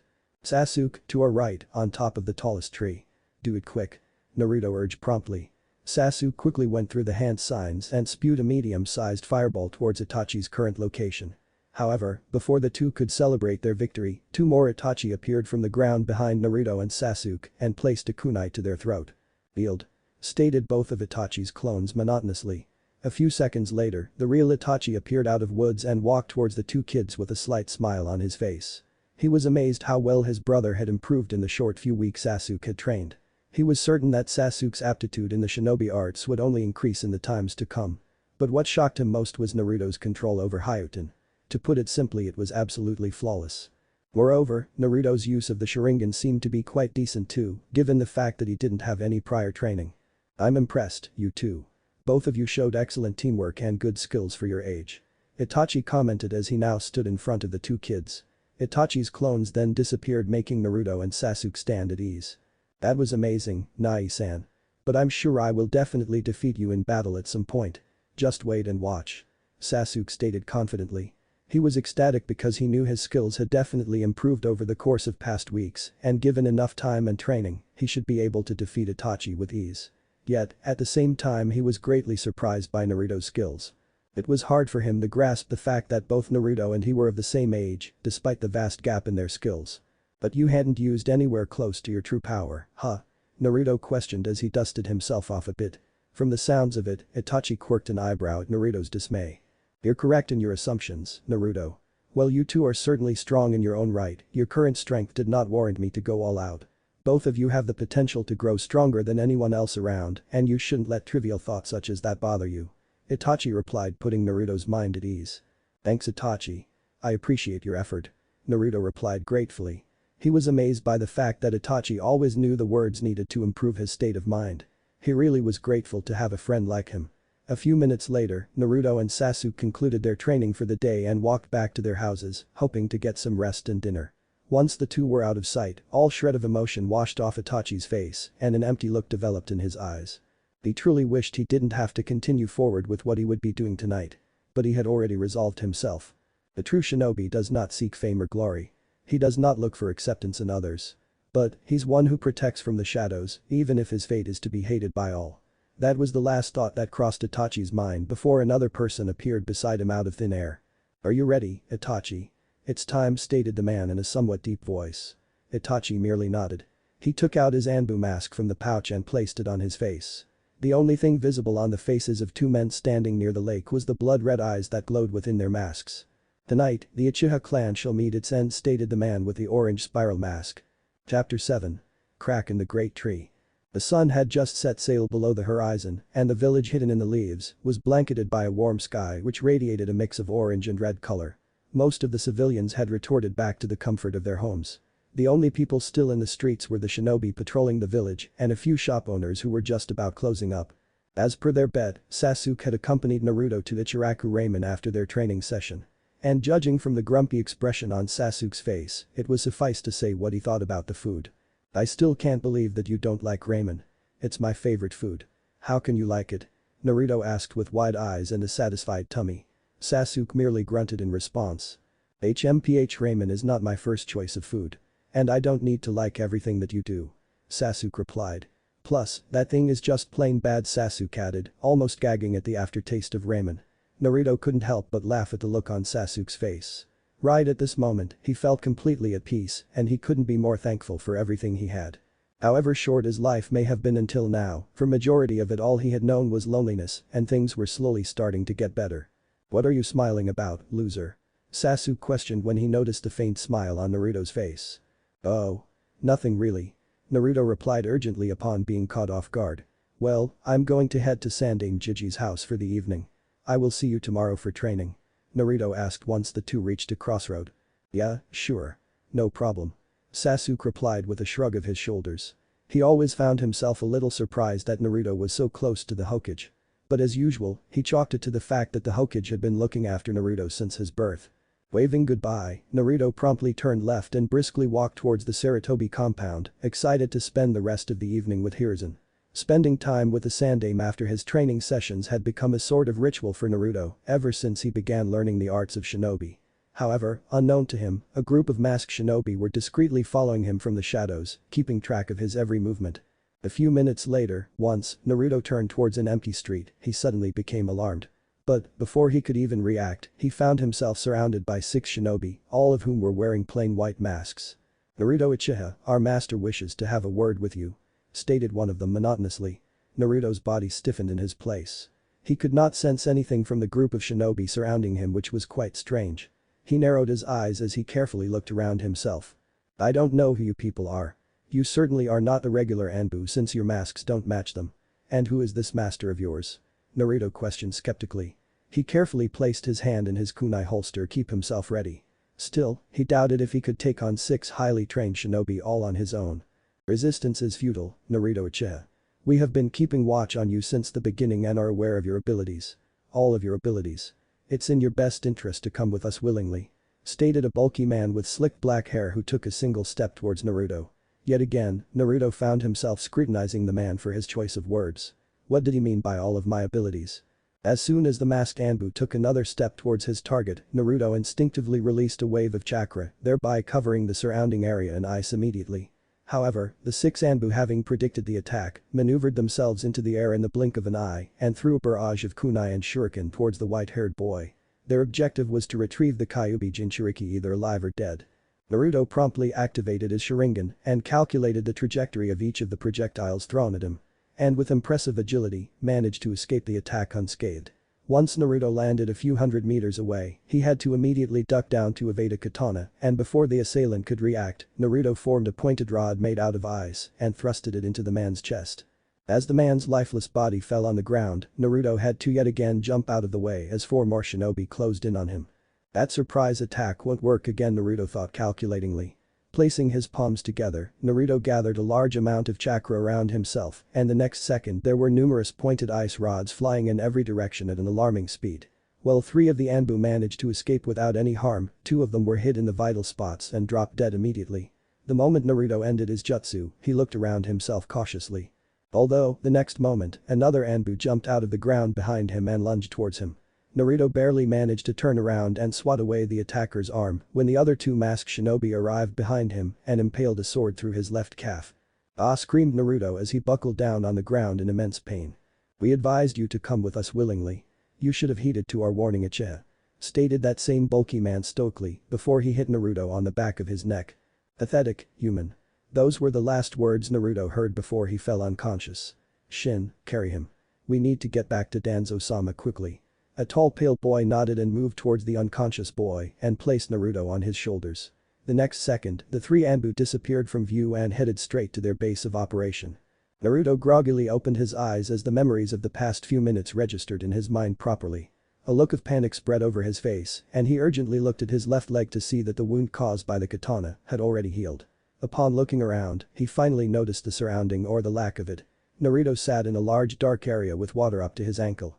Upon further inspecting the area, his eyes suddenly landed on the tall bars behind him. Looks like a cage of some sort. But where am I? He mused when he suddenly felt a chill course through his body. He had felt this chakra inside of him on many occasions. This dark and menacing chakra which he knew was the reason for his misery. Despite being right, Naruto took a step back apprehensively when two large red eyes with a black slit down the middle glowed from within the darkness of the cage. Following that, 9 tails of mammoth size rose from behind to swing around wildly. A couple of seconds later, the Kyuubi finally emerged out of the shadows as he glared down at the child who was his container. "You've finally come, child, come closer, so I can rip you to shreds." The Kyuubi growled, looking down at Naruto. Said boy instinctively took another step behind upon hearing that. But the next second, he immediately composed himself and tried to calm his pumping heart. It was true that he was scared, but more than that, he could clearly sense the turmoil of hatred and the reason behind it within the Bijuu's mind. It was similar to the misguided hatred that the populace of Konoha had for him. He sighed upon realizing that his suspicions had been right all along. He was the ire of the village because of the 9-tailed fox sealed within him. It's truly sad, Kyuubi. But we have to be stuck together. Naruto said somberly, letting down his emotional walls. If the Kyuubi was in fact sealed in him, it was also probable that the fox could sense his every emotions clearly. The fox narrowed his eyes upon the child on hearing his words. He was not expecting to hear such words from the child. Yet, it did not deter his hatred for the boy who kept him locked up. "No matter what words you human use, it means nothing to me. Your filthy species disgusts me to no end." The Kyuubi almost yelled, throwing his paws against the bars of the cage. Naruto merely stood rooted in his place, even as the giant fox kept glaring at the white-haired boy. Naruto was greatly surprised at the amount of hatred he could feel from the fox before him. He didn't understand why, but he felt quite sad. It was only after a few minutes of silence that Naruto voiced a question that had been plaguing his mind for a while. "Where are we?" asked Naruto innocently. He was honestly quite confused about it. Was he in his seal somehow? If so, how did he get here? And how could he get out? He was well aware that he was unconscious and was being carried somewhere by the 3 Anbu. He needed to do something to escape. Once again, the Kyuubi growled and sent a heated glare towards Naruto. He ended up huffing and simply laid down and rested his head on his paws. He had sensed the dilemma that was going through Naruto's mind and couldn't help but agree that it wouldn't be beneficial for him if his Jinchuriki got captured by unknown parties. "It's your mind. Do whatever the hell you want. Just don't bother me again unless you want to open this damn seal." The Kyuubi grunted and closed his eyes. Naruto nodded upon hearing the answer as it began to make some sense to him. Although there were a lot more questions that he wished to ask the fox, he was running out of time. Naruto could sense that he was still in Konoha and needed to act soon. He turned around on his spot and started walking back towards the only exit he had seen in this large clearing. However, he stopped midway and spoke, "Goodbye, Kyuubi. I'll see you soon." And quickly ran towards the exit. A few seconds passed as Naruto disappeared from view and the Kyuubi opened of his eyes to stare at the spot Naruto was in. "I never understood what you saw in these humans, Jiji. And that boy, I failed to see how you could have such faith in someone you've never met," thought the Kyuubi quite bitterly, remembering the words of his father. He knew very well who Naruto was. Just by sensing the chakra, he could tell the resemblance to his father's chakra. Even among the Bijuus, there were certain facts about their father, which only he knew. Uchiha compound, about the same time as Naruto is ambushed by Root Anbu. Red eyes intently stared down at the road below, awaiting the presence of the person whom he held dearer than anyone. As the wind blew past him, his hands shook lightly in anticipation of what he would be doing soon. Ever since a young age, Itachi had always been perceptive and the notion of life and death had always intrigued his mind. Having been born amidst the chaos of the Third Great Ninja War, he had known war since a young age. The images of thousands of corpses on the battlefield was imprinted on the back of his head and even to this day, often gave him a scare in his sleep. Yet, he would give up his life without a thought if it meant to protect Konoha. Among the Uchiha clan, only Shisui and him had the strong will to protect the village in which they were born and learn to look past the bindings of a clan. It was his hope that by cleansing the clan of the impurities, it would give way for the new generation to bask in the light. He was jerked out of his thoughts when he noticed Sasuke come into view. All it took was a single glance. The moment Sasuke unknowingly looked above the utility pole to his left, Itachi discreetly casted a genjutsu on his younger brother. Sasuke immediately stopped in his tracks and his gaze lingered above the utility pole for a few more seconds. Furrowing his eyebrows in confusion, he turned right and decided to take a longer route to home. I'm sure Kacchan would not mind if I come home a little late. Sasuke thought casually, having decided to train a bit more by the Naka River. He chuckled as he realized that he'd become a tad bit impulsive in his decisions since meeting Naruto. Yet, at the same time he couldn't shake off the feeling that something terrible was going to happen. As a few more minutes passed, Itachi sighed in relief once he was certain that Sasuke had left. Placing his left hand into his pouch, Itachi took out his Anbu mask and closed his eyes to steady himself. He had already made up his mind and was aware that this was the last course of action left for Konoha. Still, it pained him that the Uchiha clan would soon be reduced to 2 people in a few hours. He slowly put the mask on his face and promptly disappeared towards the residential district of the Uchiha clan compound. With Naruto and the root Anbu. As the 3 Anbu quickly sped through the forests of Konoha, the one who carried Naruto felt a slight movement. But, before he could even react, Naruto sprung himself off of him by kicking his back by both his feet and lunged forward to gain some distance. Naruto momentarily glanced down to check the wound on his leg and sighed in relief. All that remained on his leg was the blood from the wound. He reverted his attention back to his captors and readied himself. A short look of shock had already faded from the faces of 3 shinobi and now focused completely on their target. They noticed that the wound on Naruto's leg had already healed. The 3 too readied themselves, knowing well that they could not afford to underestimate the kid anymore. Shin, stay back and keep a close watch on the Jinchuriki while the 2 of us go ahead and confront him. You know what to do in case he tried to escape. Stated the apparent leader of the 3. However, Shin winced slightly at the tone. It was his weakness that had allowed their prisoner to escape. And he was certain their leader would not accept failure in this mission. Hi, Taicho. At the end, Shin merely nodded and jumped to the back while he unsheathed his Shakudo. I cannot compete with them in physical strength. They outclass me easily in that area and I highly doubt I can run fast enough for them to not catch me. The only thing in my favor is the amount of chakra I have and my Hyutin ninjutsu. Naruto thought as he tried to come up with a quick strategy. His eyes widened however, when 2 of the Anbu suddenly rushed towards him. Jumping up, Naruto quickly formed a thin rod made of ice in his hand and deflected the Shakudo that was aimed for his abdomen. Quickly activating his Sharingan, Naruto once again began noticing the movements of his enemies in much clearer vision. As he saw the second shinobi coming towards from the right side, his Sharingan then quickly predicted that the first one would try to stab him with a blade hidden in his sleeve. Faster than he ever reacted, while still in midair, Naruto pointed his arms below and an ice spear suddenly formed under the first shinobi, which immediately pierced his throat. The momentary shock of seeing his teammate die halted his movements for a second and the next second, he felt his heart get pierced by the thin ice road. Naruto panted as he finally regained a firm footing on the ground. He stared impassively at the third shinobi, who was still standing rooted to his place, shocked that the Jinchuriki was able to kill 5 of the root Anbu agents. Quickly deciding upon the most logical option, he glanced at the white-haired boy one last time before he disappeared. He had to let Danzo-sama know about the boy's skills. If left unchecked, he was certain the boy would one day become too powerful to be stopped. Naruto breathed out a sigh of relief on seeing that the last Anbu had left. He immediately fell on the ground as his knees started to feel weak. He solemnly stared at his hands as he remembered how he had killed 5 people today. He closed his eyes and focused on the air around himself and allowed his heartbeat to slow down rhythmically. However, instead of feeling the sense of tranquility he generally felt from nature, his blood ran cold. The sensation of fear, pain, betrayal and hurt he currently felt from the Uchiha clan district sent a shiver down his spine. He abruptly stood up and focused all his senses on that part of the village as his legs unconsciously began walking towards his newly discovered home. The closer he got, the more his heart clenched as he could tell most of the people were already dead while some were on the verge. Increasing his speed, he sped towards the Uchiha clan compound and stopped once he reached the gates. His eyes widened in horror at the scene before him and a silent scream for help escaped his small mouth. There were dead bodies scattered all along the main road of the district, the walls painted red with blood of his clan members. For a child of his age, it was truly a ghastly sight to stumble upon. His heart once again started to beat rapidly as he began searching for any survivors, especially Izumi, Itachi, Sasuke and Makoto. Tears dripped down his face as he clenched his fingers. Running straight ahead, towards the end of the compound, he took a sharp left and entered a small house where he lived along with Izumi. Without wasting any time, Naruto rushed towards the hall where his eyes laid on the unconscious form of Izumi. Immediately rushing beside her, Naruto almost choked when he felt the extremely weak chakra that resonated within her. Placing both his palms just above her, Naruto closed his eyes and focused all of his chakra on healing her. He had felt Itachi's and Sasuke's chakra in the clan head's house and was relieved that they were still alive. He had also felt another chakra. Someone he didn't recognize. However, he immediately focused his attention back to what he was doing. Izumi's body was suddenly engulfed in a thick green chakra as Naruto concentrated all of his energy on healing her.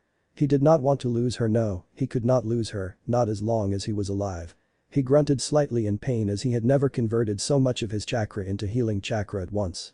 Few beads of sweat rolled down his forehead as after about 10 minutes, he felt that her heartbeat had returned to normal along with her chakra. As he stood up, he had to summon all of his willpower to not fall back. He felt that he was quite drained after healing her, but at least she would live now. Not wanting to leave her alone, he gently carried her in his arms and ran towards clan head's house. He needed to meet up with Itachi and Sasuke soon. He was sure Itachi would know who was responsible for all this massacre and help him to take care of Izumi. Considering what he went through in the past hour, Naruto was hardly able to think rationally, and after about 5 minutes of running, he had reached the house. He had seen several more dead bodies along the way and his eyes only showcased the deep sadness he felt. He carefully placed Izumi on a clean sofa and made his way upstairs where he knew Itachi and Sasuke were. Yet again, he stopped in his steps just as he was about to open the door. His hand suddenly froze when he heard Itachi's voice from within the room. "My foolish little brother, if you want to kill me, despise me, hate me and live a loathsome life," every word he heard froze a part of his heart as he understood what had transpired. "Run away and cling to life. And someday when you have the same eyes as me, come before me," stated Itachi in his monotone voice as the normal pattern of his Sharingan swirled to form 3 spiraling curves around the pupil. The very next second, Sasuke's body plopped down onto the ground as he got caught in Itachi's genjutsu. Naruto heard a light thump sound and knew that it was Sasuke's body. He wanted to run inside and help his friend, but his body would not budge. As it dawned on him that it was Itachi who had killed the entire Uchiha clan, his whole body merely froze in place, unable to process the truth behind it. A part of his mind screamed at him to even have such thoughts. Alas, the reality around him was different. His best friend. His only friend who understood his emotions, had taken away his family. Reality was indeed cruel.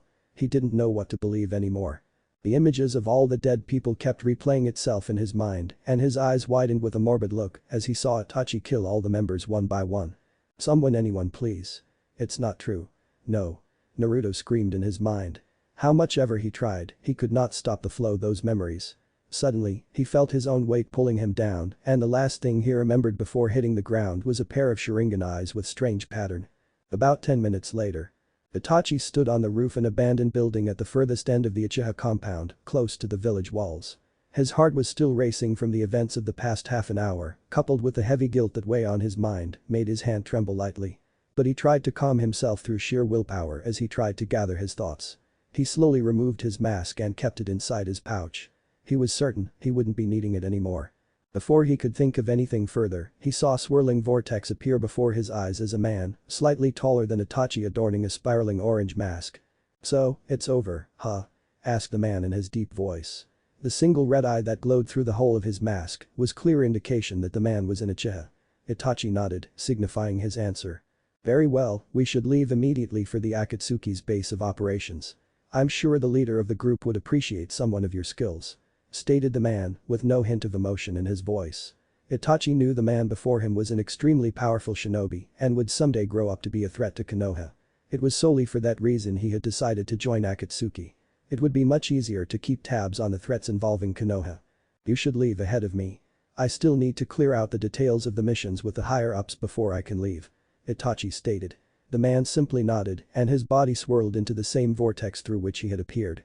Itachi sighed as tears cascaded down his face and he fell on his knees as the gravity of what he had done now clearly rested on his mind. His hands would forever be tainted, stained with the blood of his clansmen, especially his parents. He clenched his fists as he punched the roof till in frustration. As a few more minutes passed, his breathing had become much more compassed. He could only hope that his sacrifice would usher in a new age for the Uchiha clan. Standing back up again, he took a deep breath before he shunshined towards the Sarutobi Manor. About an hour later. Hiruzen quickly made his way towards the Uchiha compound after the Anbu had reported him about the unexpected massacre of the Uchiha clan.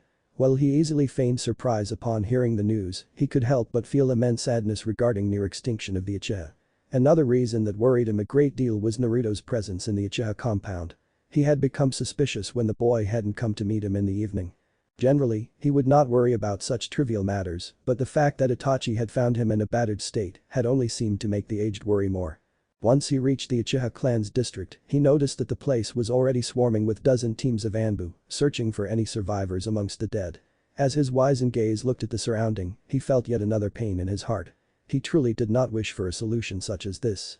The Uchiha clan was part of the family he had sworn to protect when he took on the cage hat. He sighed as stared up at the night sky with a solemn look. The hollow chuckle escaped his lips as he thought Itachi's actions were much more worthy of a Hokage than his own. The eldest heir of the Uchiha sacrificed everything to make sure that the village stayed in peace. It saddened his old heart to know that the general populace would come to scorn Itachi as the biggest criminal in Konohagakure no Seido. His eyes regained a bit of composure as he made up his mind on certain things. He never wished to have a repeat of what happened tonight. The male Anbu with silver hair wearing a dog mask suddenly appeared in front of the Sandaime, followed by a female Anbu who held an unconscious Izumi. Hirizen's face showed the concern upon seeing the unconscious form of Naruto and Sasuke Inu. While momentarily shocked that she was alive, Hirizen gave a slight smile to show his relief. Take them to the hospital immediately and make sure they are treated properly. I don't want there to be any problems with their treatment. Ordered Hirizen, looking towards his Anbu agents. He noticed the tensed movements of Usagi and realized what her question might be. Who could have done this, Hokage-sama? She asked through gritted teeth. Unknown to most, Usagi often kept watch over Naruto when either Inu or Karasu were preoccupied with something else. Having watched him for several years, she had come to appreciate the white-haired boy. Despite the blatant hatred that the villagers showed towards the boy, he never retaliated in any way and was helpful to those he was familiar with. Even apart from Naruto, she knew quite a few Uchiha whom she considered her friends. For now, she was thankful that there was a mask covering her face. The distraught look her face portrayed along with the anger she felt was certainly unbecoming of an Anbu. Inu, Usagi, I'm sure both of you have a lot of question regarding this incident. However, it's prudent that we not talk about such matters in open areas, at least not now. Hirizen answered apologetically. Inu wished to retort but kept his silence. Studying the Sandaime's face, Inu realized that the aged Hokage knew more than he let on. Yet, he could not help but sigh in slight relief that Naruto, Sasuke and Izumi were safe. While he didn't know much about the girl, he knew she was someone close to Naruto. Before the two Anbu agents could shuntion towards the hospital, they both heard a name which froze them in their track. Itachi Uchiha. The man responsible for the massacre of the Uchiha clan. However, it's a relief that the Jinchuriki is safe. It truly would have been a shame if the Kyuubi were to fall in the wrong hands. All the Anbu heard those few words and turned to look at the man, who now stood beside their Hokage. A few gasps could be heard among the present Anbu upon learning that piece of information. Inu unconsciously gripped Naruto a little tighter. Without further ado, Inu and Usagi promptly disappeared from the area towards the hospital. Danzo. Hirizen stated firmly. He eyed his old teammate dangerously. I didn't think you'd come here. Hirizen added. Danzo simply glanced towards Sarutobi with his uncovered eye that gave off the expression of boredom. Is that what you thought, Hirizen? Whatever you may think of me, I still wish to protect the village, even if it is from the roots of this great tree. Danzo gave a sly reply as he shifted his weight a little to his left side, where his left arm rested on a cane. Despite the calm look on the exterior, Danzo was quite livid with himself. He was irked with the fact that 6 of his agents were unable to recover the Kyuubi Jinchuriki. Tonight had provided to be an impeccable opportunity for him to capture the boy, to train him to his own wishes and mold his ideology. He sighed knowing he would have to wait for another time. At least a few of his own Anbu were currently retrieving several pair of Sharingan eyes from the dead corpses for his use in the future. Hirizen simply ignored the remark made by Danzo and observed him silently for a few seconds. Having known the man his whole life, he knew there was something troubling Danzo.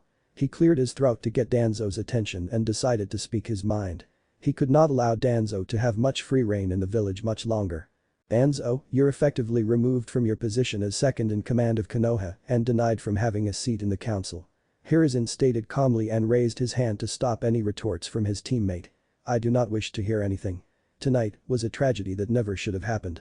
Konoha suffered a tremendous loss today, but I'll make sure something like this does not happen again. Hirizen stated with definite power behind every word as he walked deeper into the compound. Meanwhile, Danzo stood in his place as he stared at Hirizen's retreating form. His lips curled slightly upwards, denoting the slight smirk on his face. Worry not, Hirizen. Soon enough, the tables will be turned. Danzo thought as he turned around to walk back to the Foundation's base. Quite frankly, he had expected that reaction from Hirizen, considering it was him who nudged Hirizen in this direction. He would have to bid his time until the right moment and keep a more secure eye on Naruto. He already knew of a person who'd able to do the task perfectly in a few years. What if Naruto was the son of Kaguya outosuki? And thanks for watching my video till the end. If you enjoy this content, then do consider subscribing to my channel and leave a like if you guys need the next part, comment down, and thanks for watching the video and see you guys in the next video.